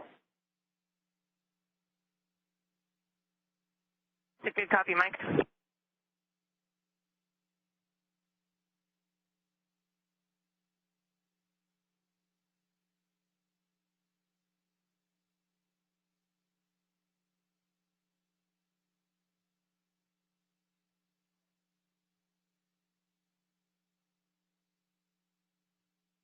Those words between the ground and NASA astronaut Kayla Barron as they work to make sure everything is configured properly before hatch opening. And on your screen now, to the left lower portion of your screen, is Roscosmos cosmonaut Anton Shkaplerov, who is working to assist NASA astronaut Mark Vande Hei in some procedures as they prepare for hatch opening here shortly.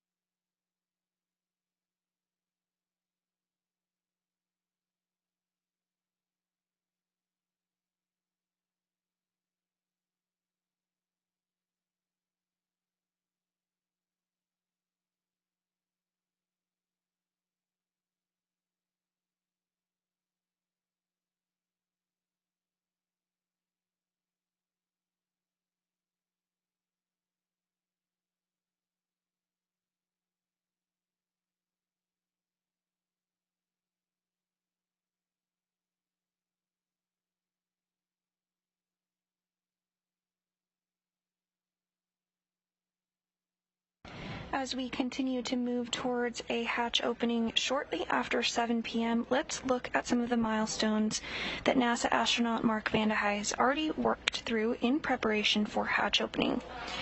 Mark Vande Hei completed thermal equalization on the vestibule between Dragon and station. Following this, the pressure was brought up to about 5 pounds per square inch, where a leak check was performed. Everything checked out smoothly with that leak check, so the pressure was brought up and equalized to that of the pressure inside the space station. With pressure equalized and after checks, Vande Hei was given the go to open the station side hatch, the A-pass hatch. Now that that's open, he should be able to see the crew inside Endurance. There's a small window on the Dragon where he can see them from. His main job now is to be configuring the station side hatch, which is currently configured with a docking target. It's a small rod with an X on the end that provided guidance for the Dragon during its approach to dock to the space station. He'll remove that and provide some padding to allow for safe entry for the Crew-3 astronauts to the International Space Station.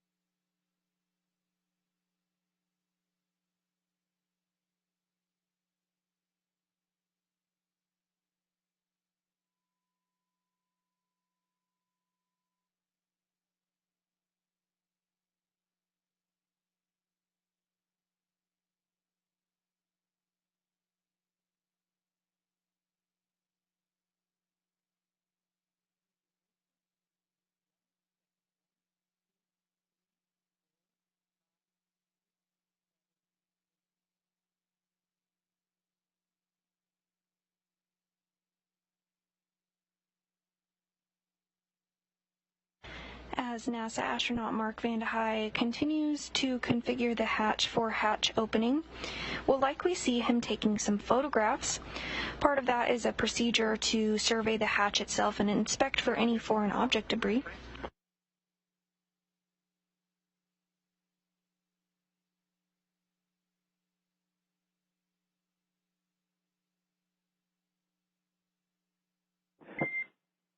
And Matthias, I am ready for inventory.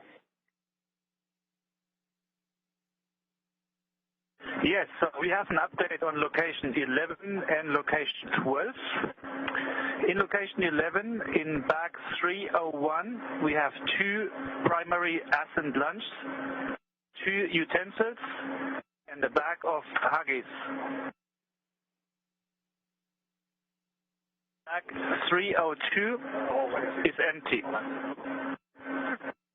Location 12. Bags 309, both empty. Bag 310, 2 ascent primary lunch, 2 breakfast, and 2 utensils. Copy.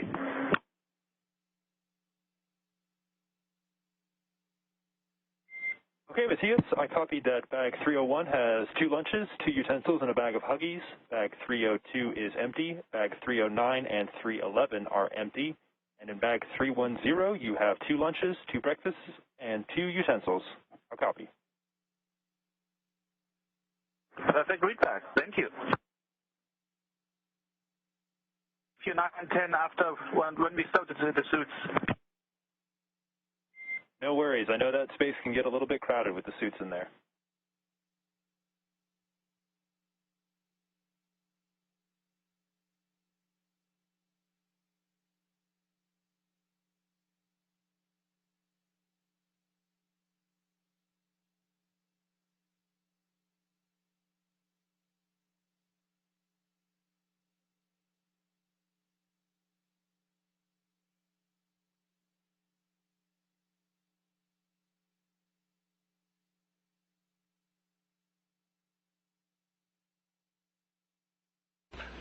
As a reminder, we continue to take your Ask NASA questions, and we'll answer them live on air. If you have a question for us, send it our way using the hashtag AskNASA. We got a great question asking if you can see the International Space Station when you look up.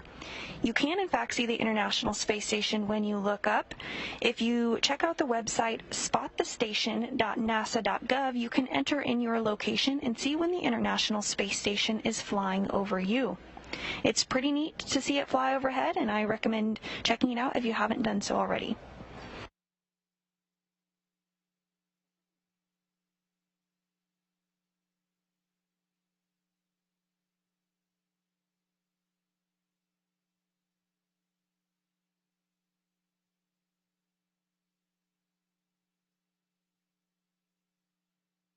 SpaceX Dragon. We're showing an hour on our suit timer, so we're starting to get the bags out and work on stowing the suits in the storage bags.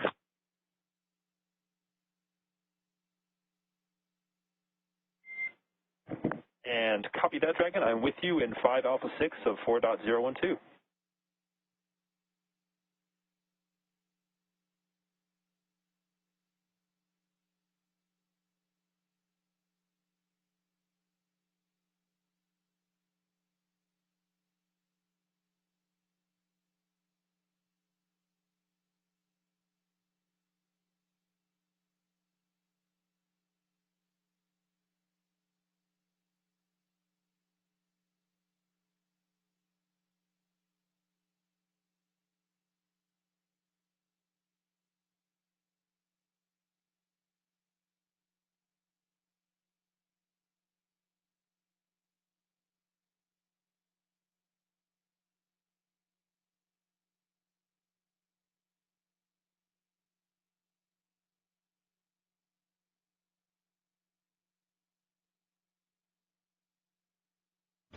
Again, if you're just now joining us, you're watching the live broadcast of the Crew-3 mission, which launched yesterday at 8:03 p.m. Central Time from the Kennedy Space Center in Florida and docked just a couple hours ago at 5:32 p.m. Central Time. Now we're just waiting for the hatch to open up between the Endurance spacecraft and the International Space Station for the crew to ingress or come aboard. Following that, we'll have a welcoming ceremony about 35 minutes after hatch opening. Still tracking hatch opening shortly after 7 p.m. Central Time this evening.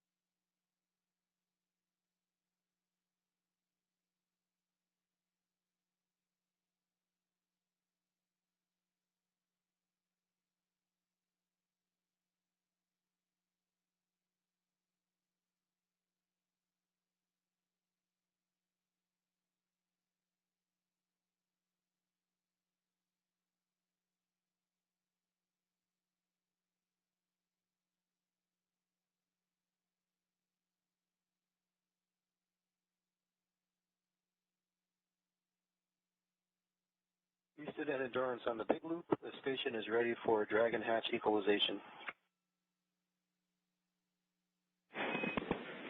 Houston copies.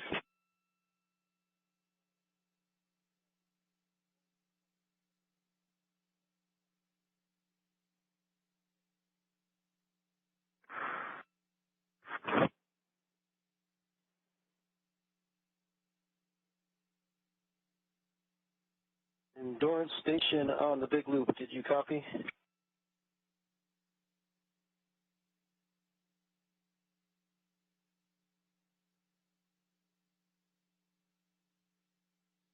The big loop Endurance copies, we're ready.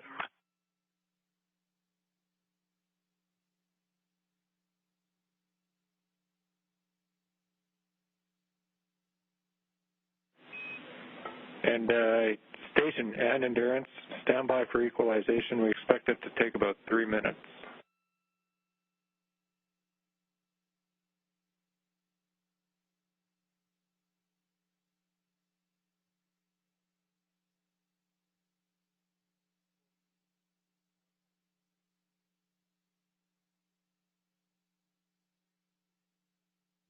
And the equalization process has started. Station, maybe a little more detail on that timing. So we're reconfiguring some caution warning. That's going to take about 5 minutes. Then we'll start the equalization, and that will take 3. So we're about 8 minutes away still.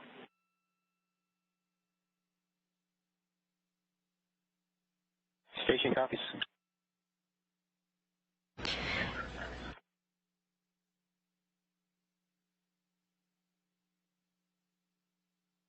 And those words stating that it will take about 8 minutes for that equalization process.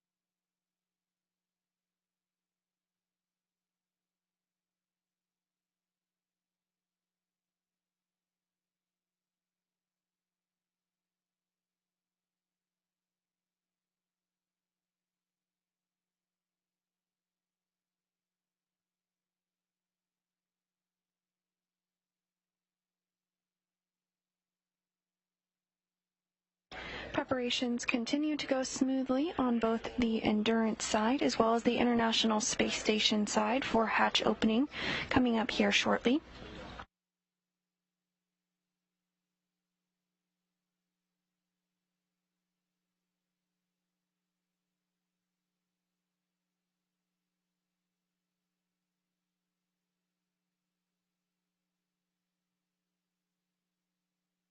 Once the hatch is open, the crew members inside Endurance won't immediately ingress or come aboard the space station. They'll have to work through a couple more procedures first.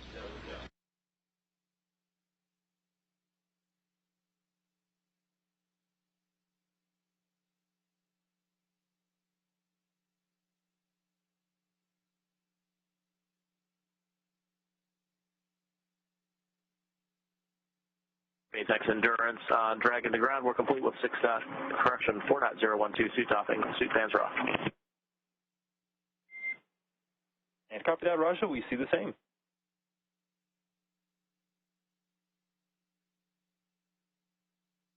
For water bottles, we haven't opened any new bags other than the ones we reported before. We're just currently consolidating the empties to take in the trash with us. And copy that. No deltas to the previous report for water consumption.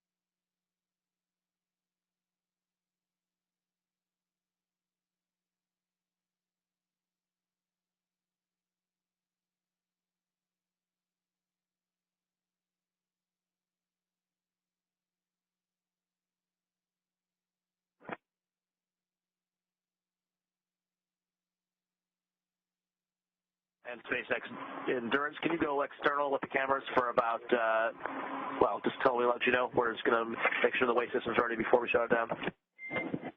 And copy that, Endurance. We're with you in Section 5. We'll let you know when the cameras are external.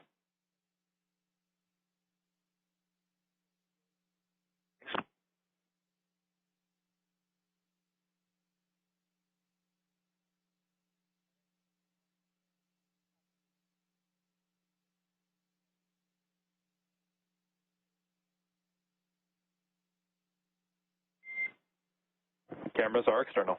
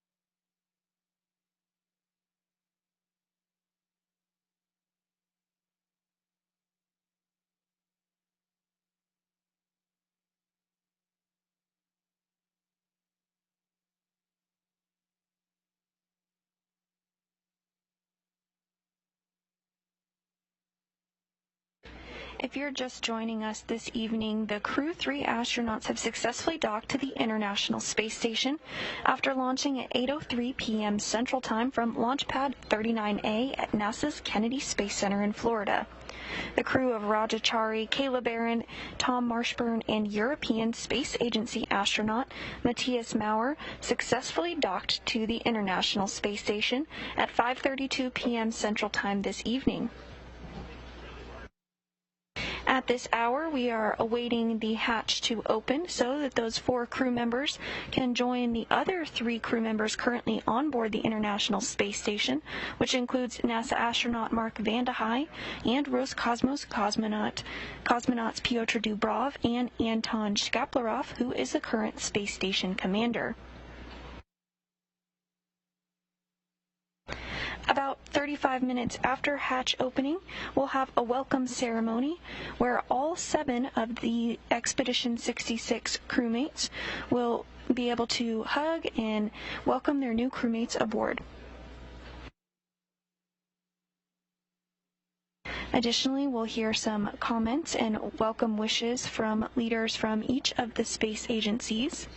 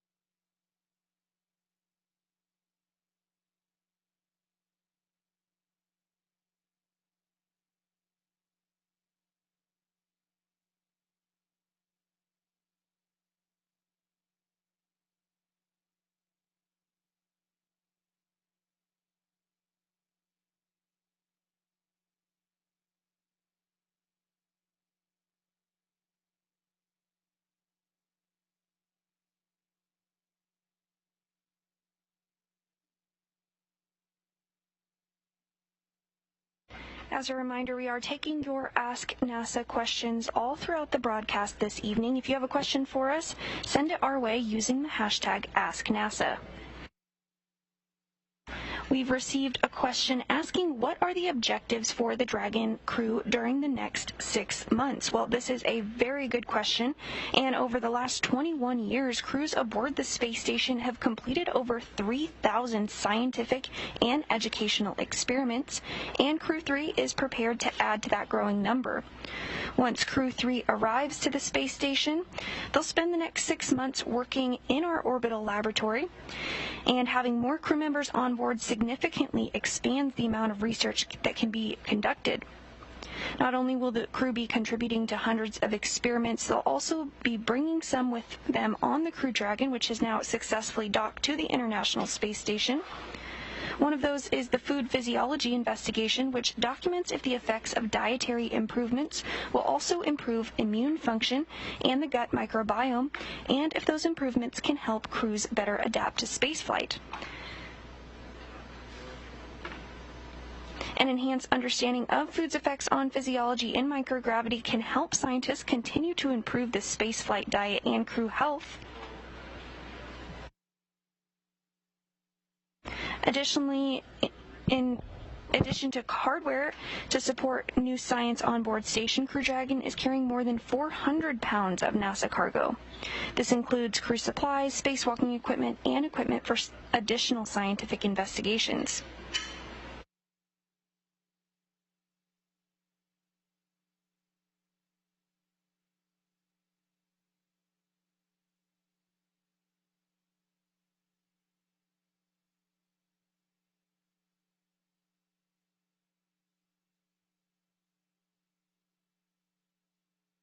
SpaceX Endurance on the Big Loop. How did you hear? We weren't getting a response on Dragon's ground. And that is expected as we are just getting through some of the steps to deactivate S-band, but we have you loud and clear on the Big Loop.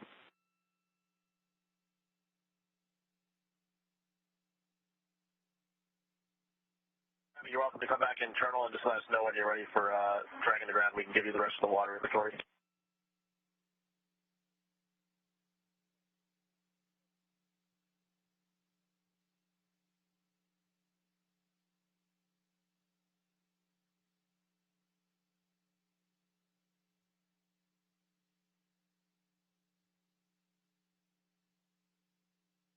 Another experiment flying aboard Crew-3 is the Smartphone Video Guidance System, or SVGS. This was created as a collaboration between NASA's Marshall Space Flight Center in Huntsville, Alabama, and the Florida Institute of Technology in Melbourne. SVGS is a low-cost, commercial, off-the-shelf implementation. And Dragon, this is SpaceX on the Big Loop. The S-band has been deconfigured on Dragon, so we can continue our calls here on the Big Loop for the inventory. With you with Section 3 of 4.400, and that Section 5 has been completed in parallel.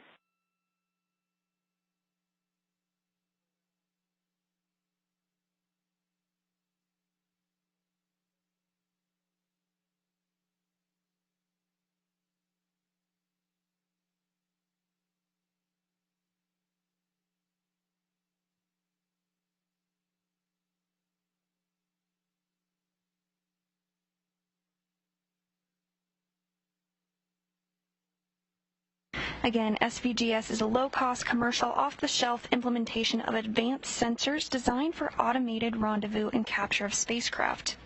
SpaceX Endurance for location 10, bags 206 and 207 are completely empty. We're complete with 5.1 of 4.400, and we're working on location 9 water inventory currently.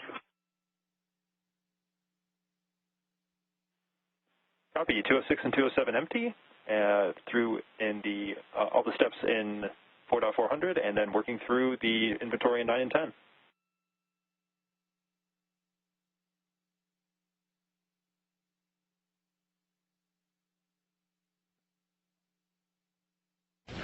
To learn more about these and thousands of research projects that have taken place aboard the space station, go to nasa.gov/ISS-science.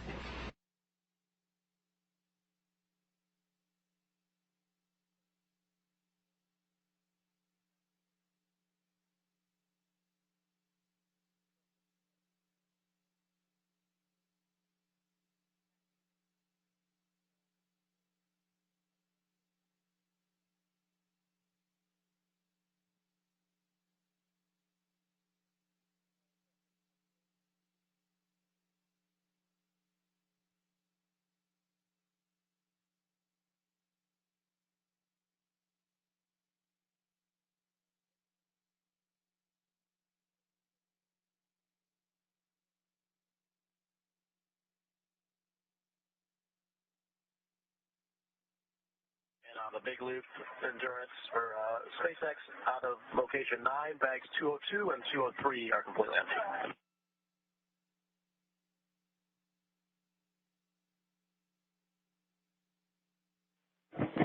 And copy that, Raja. 202 and 203 are empty.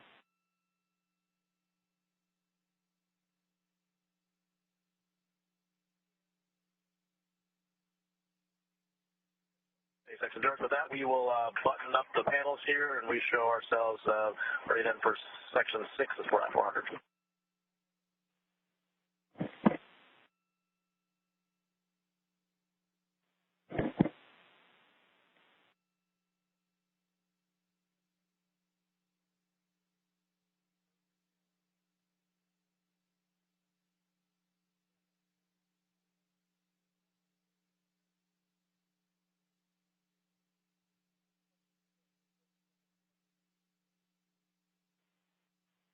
In Endurance, this is SpaceX on the Big Loop. You can follow along with us in step 6.2 of 4.400 as we configure Dragon to hatch open prep.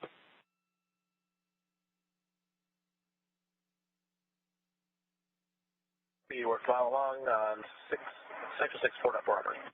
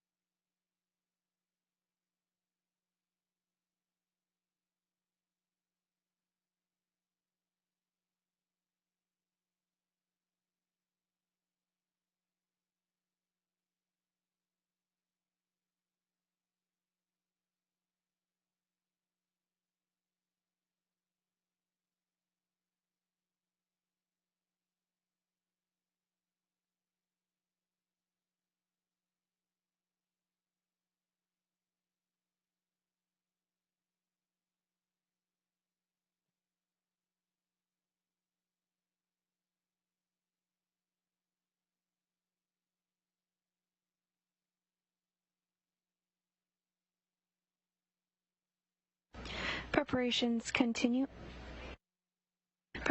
continue in anticipation of upcoming hatch opening.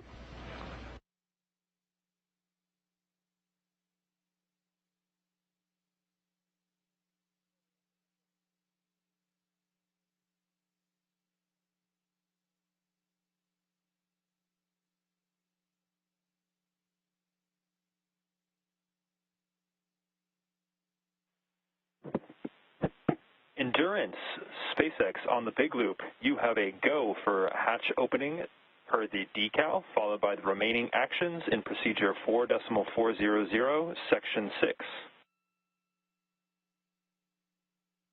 Big Loop endurance copies go for hatch opening, and then the remainder of section 6, 4.400. Good readback. We're monitoring here on the ground.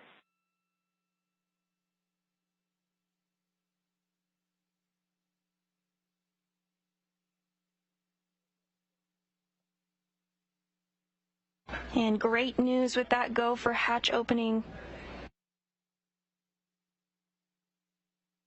We should be seeing the crew float aboard the International Space Station here shortly. They're working to open up the hatch on the Endurance side.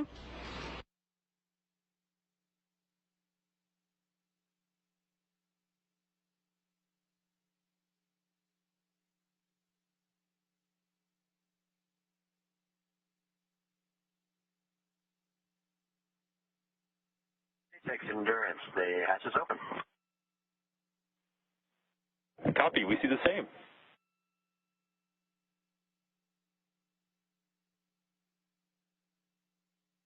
Dragon hatch is now open.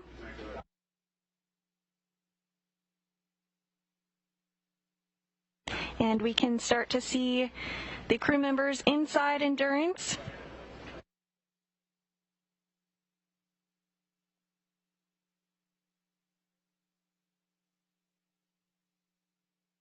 That hatch that we've been waiting for to open since 5:32 p.m. Central Time is now open.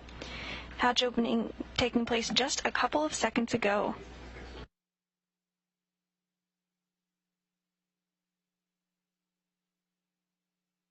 The hatch is open, but the Crew-3 astronauts will need to work through a few more steps before they can ingress the International Space Station. We're complete with 4.400 on the big loop, ready for hatch crossing if you are.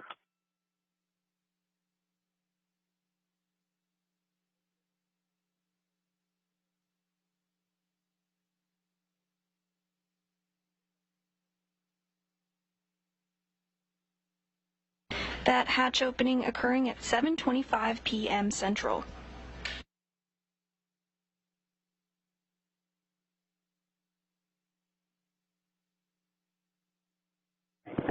And Endurance, this is SpaceX on the Big Loop. You are go for hatch crossing.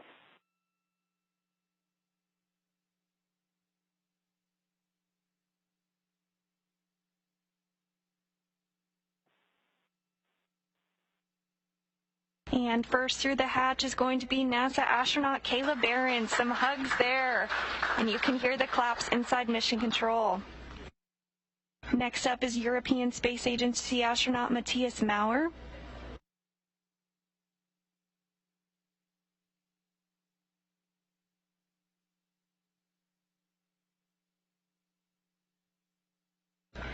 And now we have NASA astronaut Thomas Marshburn.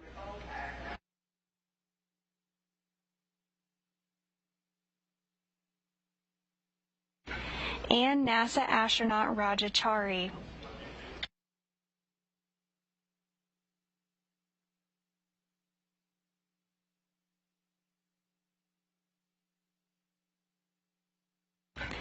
Lots of hugs and smiles here.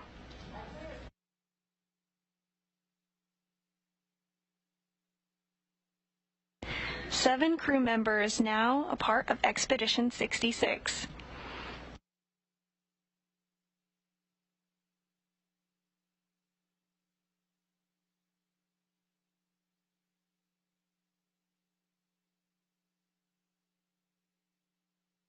And you can really see and feel the excitement by the looks on the crew's faces. Looks like they're posing for some photos now.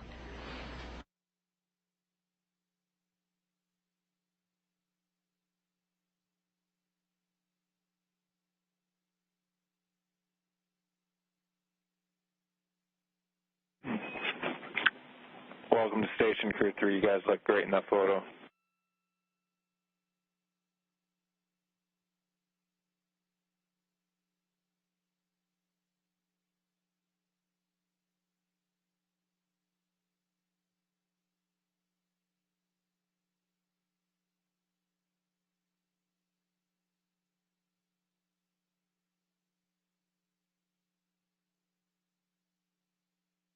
And if you're just now joining us, the Crew-3 astronauts have successfully docked and entered aboard the International Space Station. They launched yesterday at 8:03 p.m. Central Time and completed a 22-hour launch to docking to the International Space Station. Docking occurred this evening at 5:32 p.m. Central Time, and the hatch was opened just a few minutes ago at 7:25 p.m. Central Time. NASA astronaut Chari, Kayla Barron, and Thomas Marshburn, as well as European Space Agency astronaut Matthias Maurer, have now successfully reached the International Space Station, and we see a pretty special moment happening right now for Kayla Barron, first-time space flyer, as she's being pinned as an official flown NASA astronaut.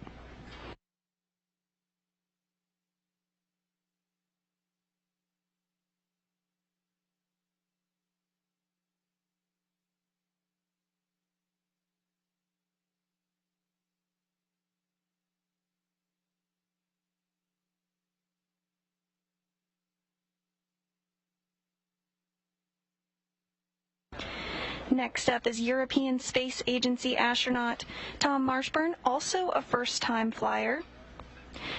Excuse me, that is European Space Agency astronaut Matthias Maurer being pinned by NASA astronaut Tom Marshburn.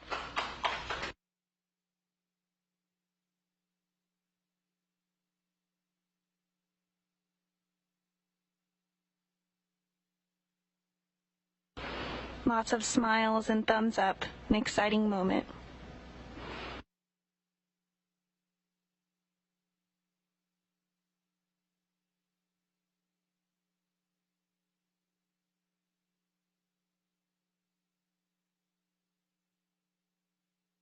And the third first-time space flyer, commander of the SpaceX Endurance vehicle, Chari, getting his pin.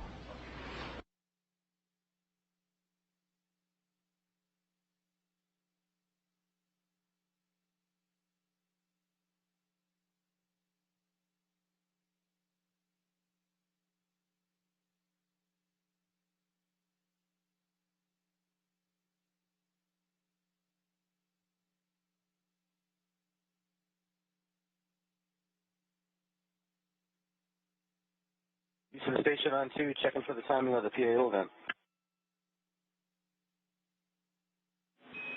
Just about to hand over, Mark. I'll catch you on the other side.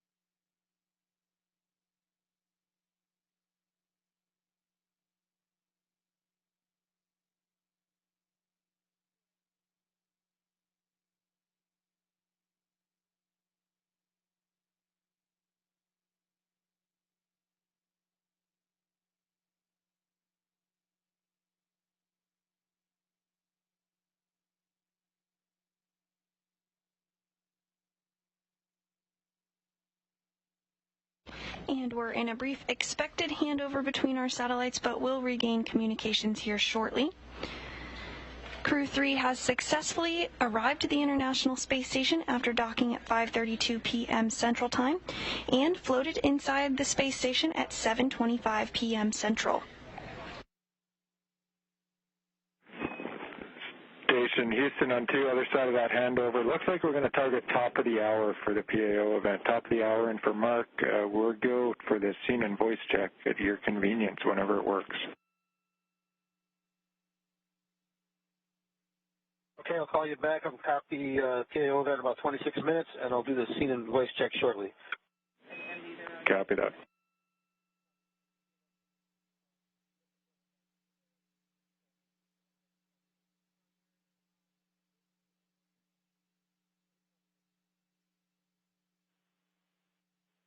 And Endurance Crew, comm check with Core here on Space to Ground 2.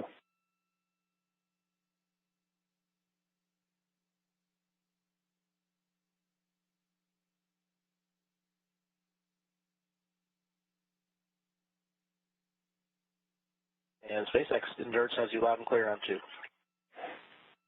Hey, Raja, I just want to say that everyone here was clapping pretty hard as soon as we saw everybody cross the threshold there. A lot of smiles on our faces. But we do have a few more steps in procedure 2.102 if you're able to do that. Jump back into section 6. Our main one is going to be sealing up that LIO cube in section in that 2.102. Yeah, 2 dot, we'll jump into section 6 and get working on the LIO.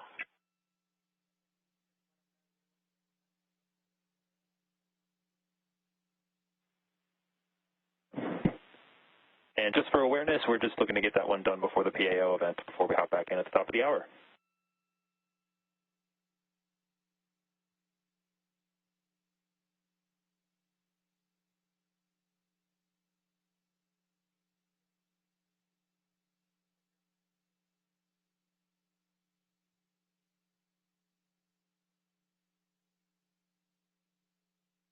We're now targeting a welcome ceremony to begin at 8 p.m. Central Time this evening.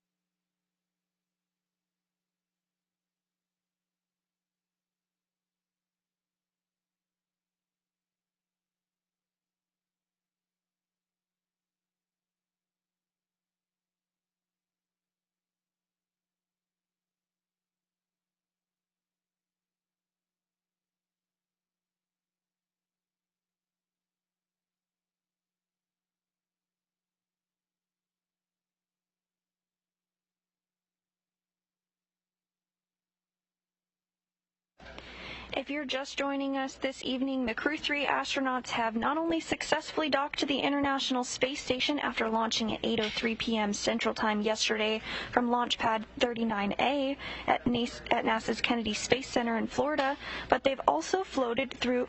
Installation complete. Go for IMV fan activation. Houston copies. Thanks, Kayla.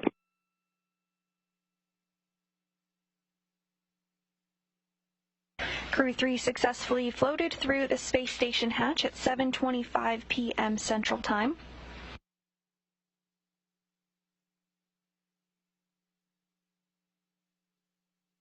Following a dock at 5:32 p.m. Central Time. At this time, we're waiting on a welcoming ceremony to begin at 8 p.m. Central Time. The crew on board the International Space Station is going to complete a scene and voice check to make sure everything checks out on the ground before the welcoming ceremony takes place.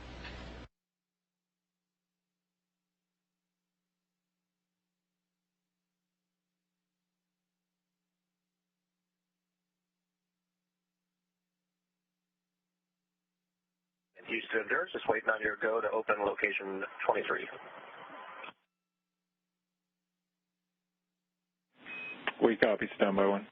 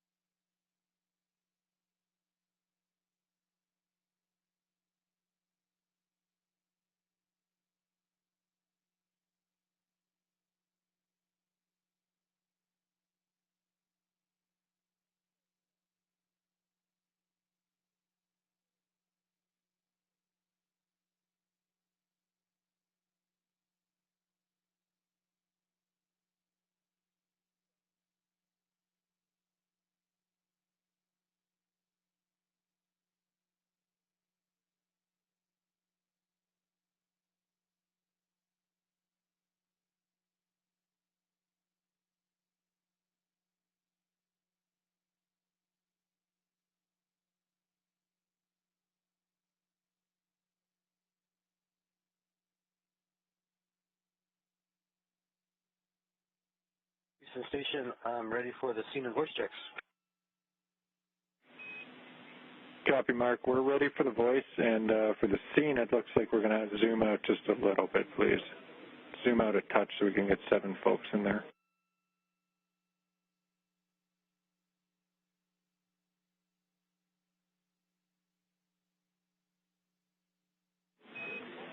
And Endurance, this is Houston on the big loop. Raja, your go for 6.1. Go to open location 23.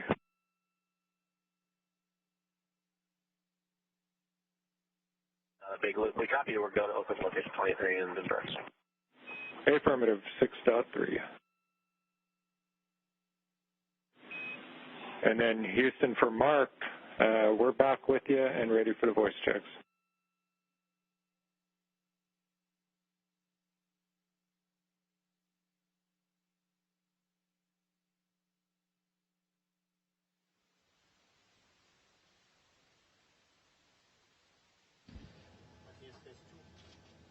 This is the voice check. 1, 2, 3, 4, 5, 6, 7, 8, 9, 10.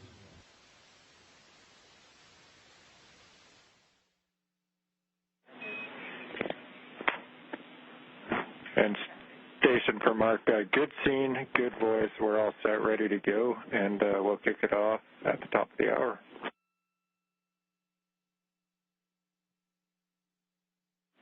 Copy, thumbs up.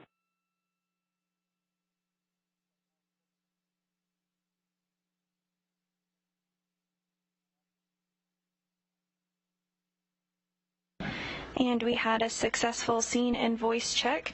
We're still targeting the welcoming ceremony to begin at 8 p.m. Central Time this evening.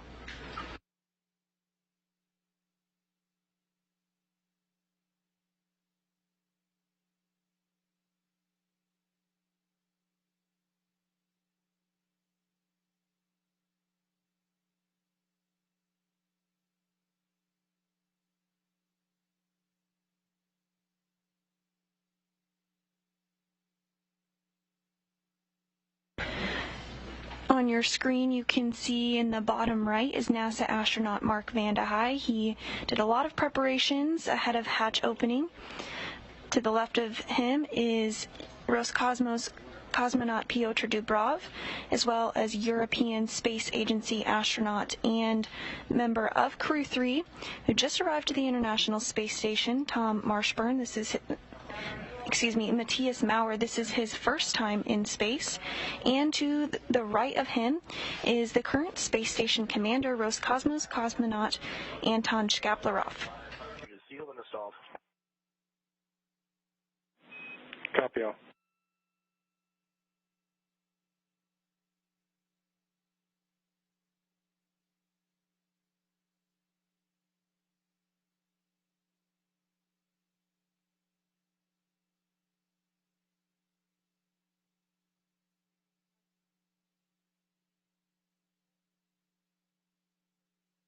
Houston Station on 2 concerning T2 harnesses. Go ahead on 2. Yeah, I put the harnesses for the Crew-3 folks next to T2 this morning, except I did not find the harness for Marshburn. Can you tell me where to find that? And we're checking on that now. Not sure we're going to have an answer ASAP, but we're asking the question.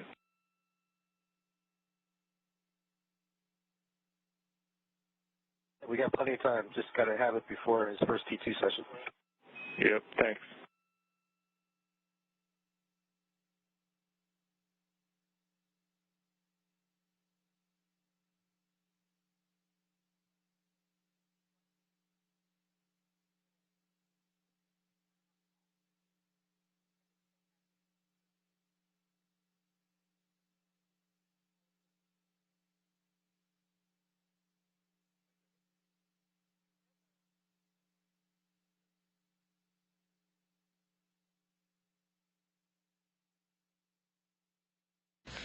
We're now just 15 minutes away from a welcoming ceremony.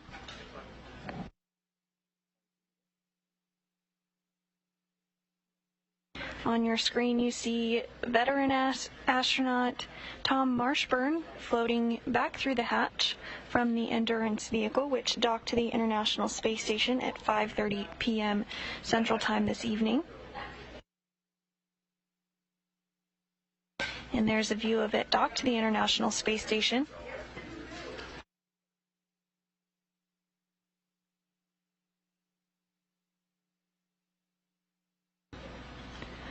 The crew on board is working on some final procedures to get everything squared away before the welcoming ceremony begins at 8 p.m. Central Time this evening.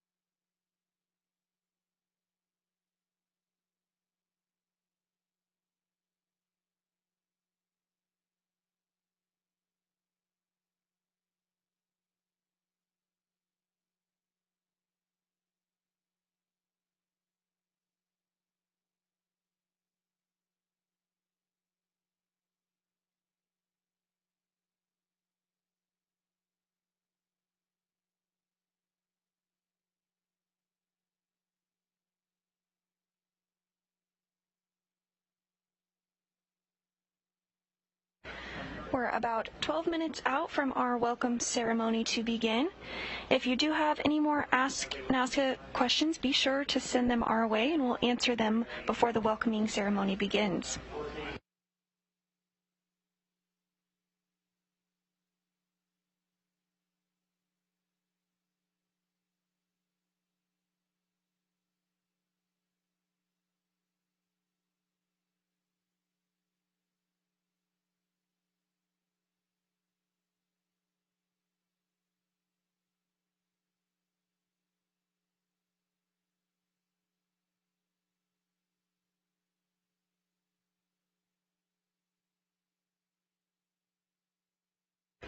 And if you are just joining us, the Crew-3 astronauts have successfully docked to the International Space Station after launching at 8:03 p.m. Central Time yesterday from Launch Pad 39A at NASA's Kennedy Space Center in Florida.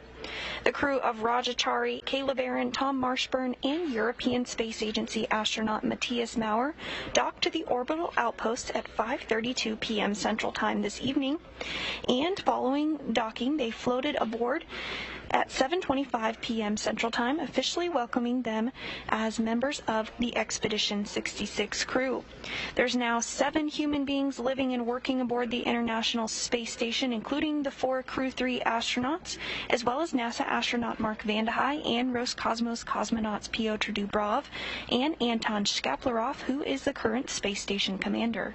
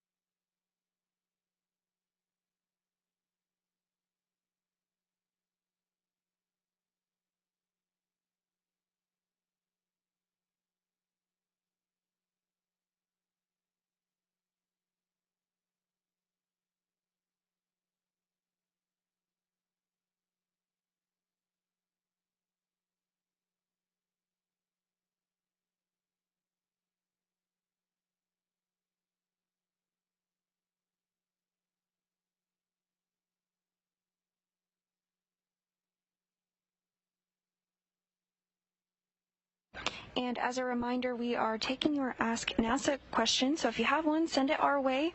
We're just a few minutes away from the welcoming ceremony to begin at 8 p.m. Central Time, but we did get a question about the zero-G indicator for Endurance, asking what the name of the zero-G indicator was and what the zero-G indicator was. It's become a tradition for Crew Dragon vehicles and the crew members to select a zero-G indicator. For this vehicle, the Crew-3 astronauts selected a turtle as their zero-G indicator, which they named FOW, which is German for peacock. That pays tribute to European Space Agency astronaut Matthias Maurer, who is from Germany, as well as pays tribute to the turtle class. For Mark, at your convenience, I have an answer on that harness.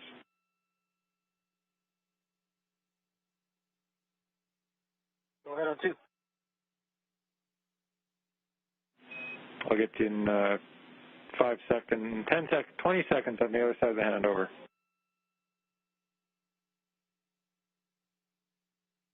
And while there's a brief handover, that pays tribute to the turtle class. Each astronaut class has a nickname from the class above them. This class has several turtles flying on board the space station, so the zero-G indicator is a turtle named FOW, which is the German word for peacock.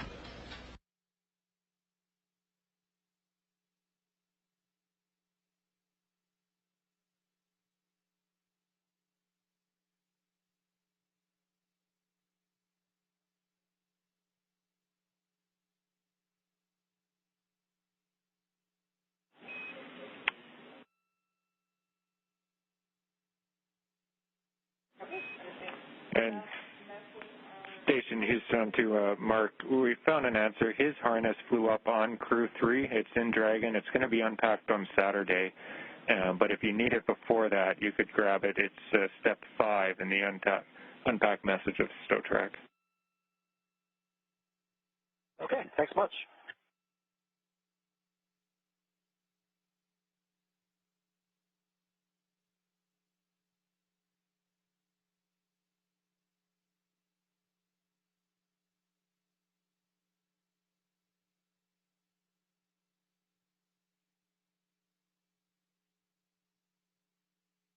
And we're just about 5 minutes away from our welcoming ceremony, where we'll hear some remarks from NASA leadership as well as the leadership from the European Space Agency. Still tracking a start time for the welcoming ceremony at 8 p.m. Central Time this evening.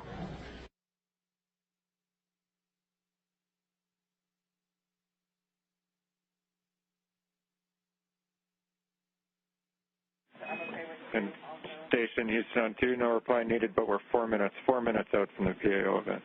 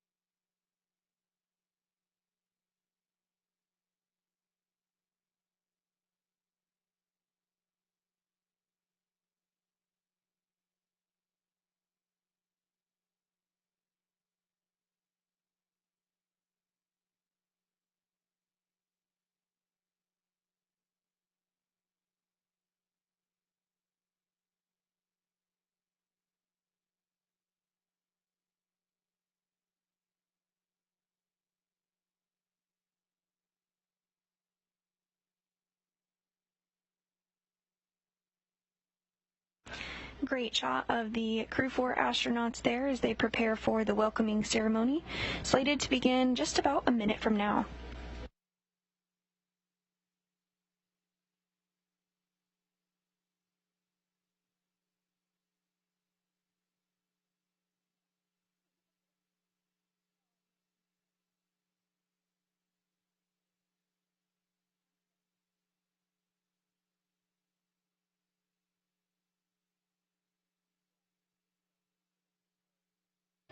From left to right of your Crew-3 astronauts are NASA astronaut Thomas Marshburn, NASA astronaut Kayla Barron, NASA astronaut Chari, and European Space Agency astronaut Matthias Maurer. Floating into the frame now is NASA astronaut Mark Vande Hei.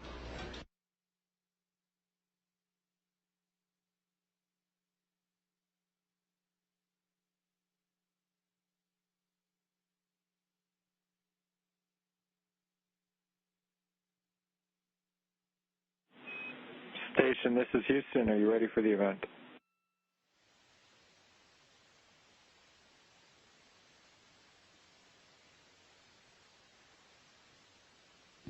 We are not quite ready for the event. We've got to get the space station commander. No problem. Standing by.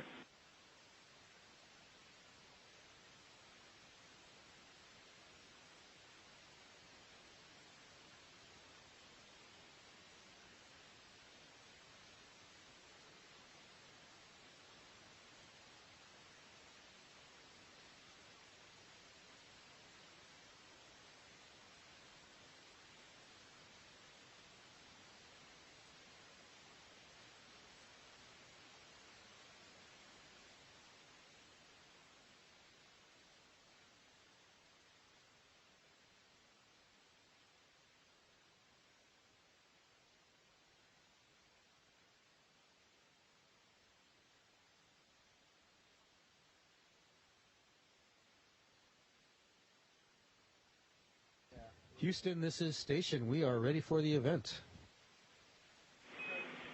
We copy, Station. Associate Administrator Kathy Leaders, please call the International Space Station for a voice check. Hello, can you hear me? Yes, ma'am, we can definitely hear you. Greetings. Greetings.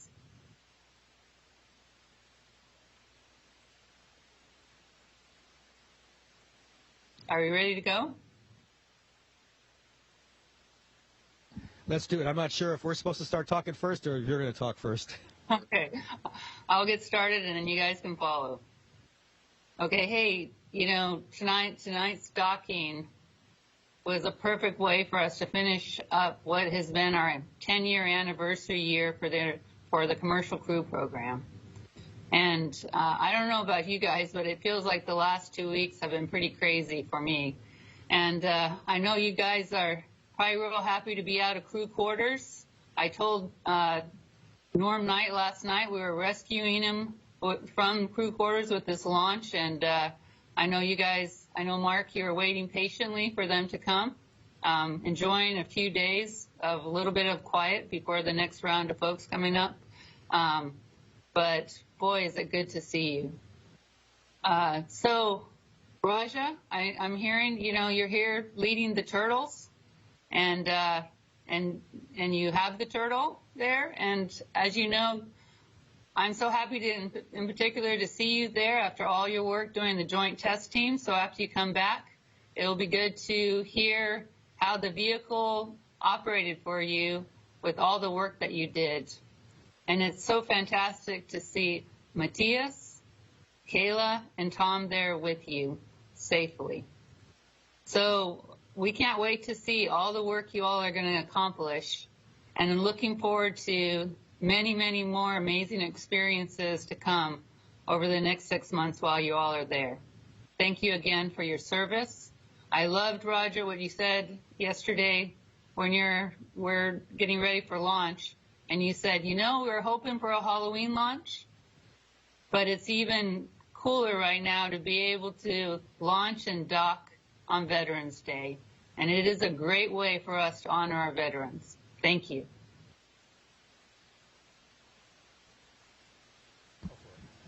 Thanks, Kathy, and thanks to all the SpaceX and NASA teams. As you mentioned, it was great to get to work on the vehicle, and I think we all loved the ride up there. It was way smoother than we could have imagined, and that feeling going from MECO to the second stage was just awesome, and a beautiful ride. It was neat to see and feel the engines respond and then see it in the displays. And as you mentioned, we were tested before, and it wouldn't have been complete without testing out the system and seeing if we could go from landing to launch in under 48 hours. So kudos to the entire team that pulled that off. We drove Norm crazy in crew quarters, but we had a pretty, we got all gates of weight there too, but we're happy to be here now and ready to work.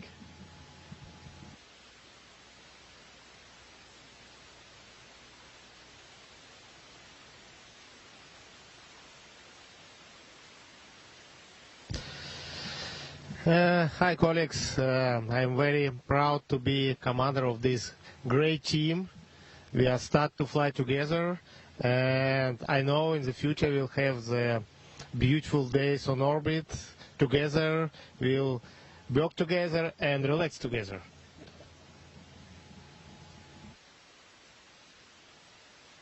And I can't tell you how happy I am to see these smiling faces.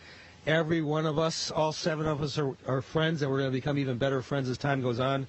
And we've got a lot of work to do all the science experiments. I learned over the course of last week that at this moment we've got 60 experiments in progress already. And, of course, by the time we finish our time up here, we'll have participated in many more experiments than that. We've got a lot of work to do, a lot of exciting times coming up. And it's really an honor to be up here at the time when these folks arrived and to be able to help out, not just with doing science that's going to help out with humanity on the Earth right now, but also to help the human race be better to able to explore further and further away from our home planet.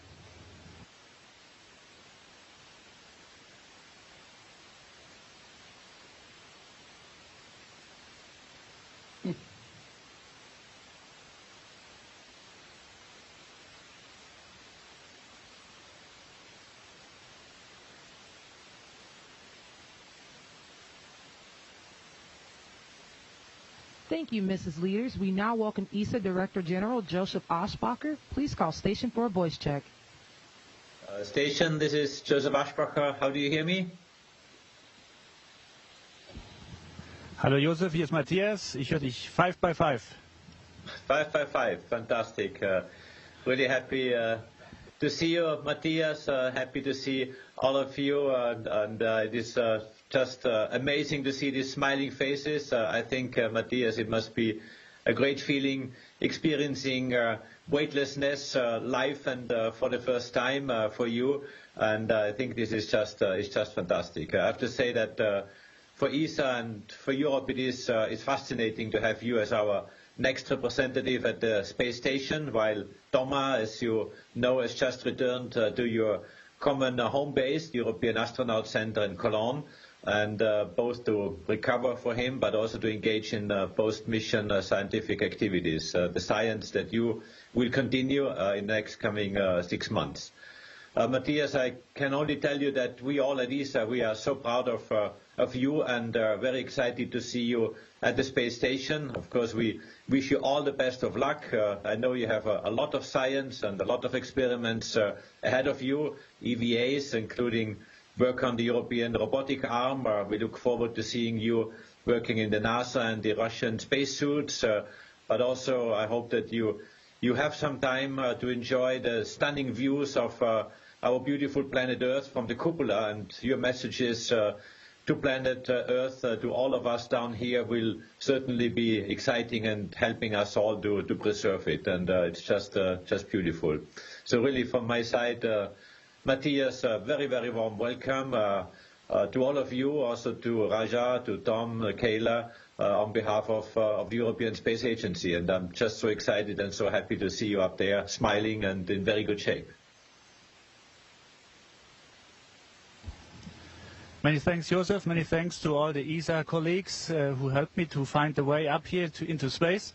It was a very interesting ride, exciting yesterday on the Falcon 9 in the Crew Dragon, And just minutes before we started this PAO event, my colleagues here actually gave me the honor in opening the cupola shutters, and just that's an amazing view. It's the view that I was dreaming about for years, and after this event I will go back and just indulge more in this view.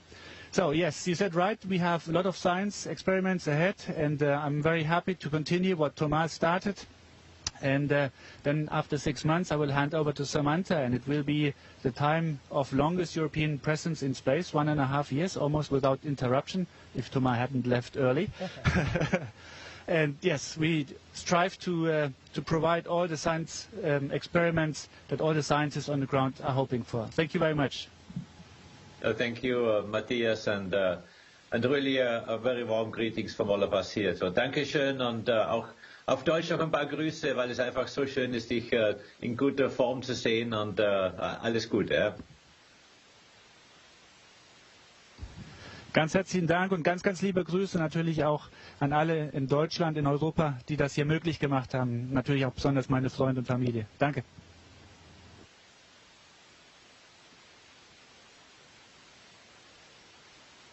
Station, this is Houston ACR. That concludes the event. Thank you, Associate Administrator Leaders and Director General Ashbacher, for your participation in the Crew-3 welcome ceremony. Station, we are now resuming normal operational audio communications.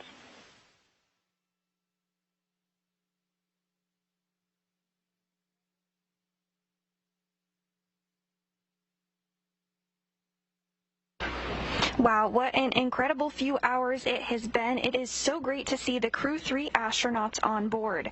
They were just welcomed by leaders from each of the space agencies that represent the crew members of Endurance.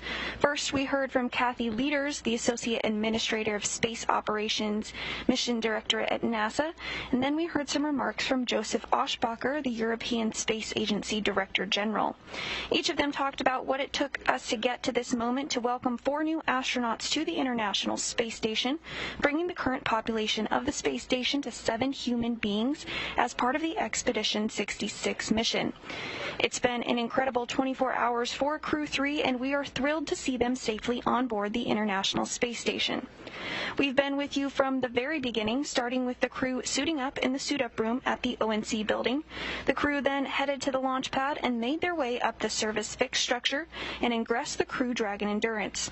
We had an on-time liftoff yesterday at 8:03 p.m. Central Time. Following liftoff, the first stage separated and came back to Earth, landing on the recovery ship, while Dragon separated from the second stage. We had a good nose cone deploy, and 5 major burns took place as Dragon made its way to the space station. Finally, Endurance and its 4-person crew docked to the International Space Station at 5:32 p.m. Central Time, and the crew members floated through the hatch at 7:25 p.m. Central Time, officially bringing them to their new home for the next 6 months in space. It's been an incredible 24 hours watching this mission, and on behalf of SpaceX and NASA, thank you for watching it all unfold with us. The 3rd rotational crew mission has reached the International Space Station and will spend approximately 6 months docked to the space station until it's time for the crew to return home. Now that Crew-3 has successfully arrived to the International Space Station, be sure to follow NASA and SpaceX on social media for real-time updates throughout their mission. Thanks again for watching our coverage. Go NASA, go SpaceX, and go Crew-3. This is Mission Control Houston.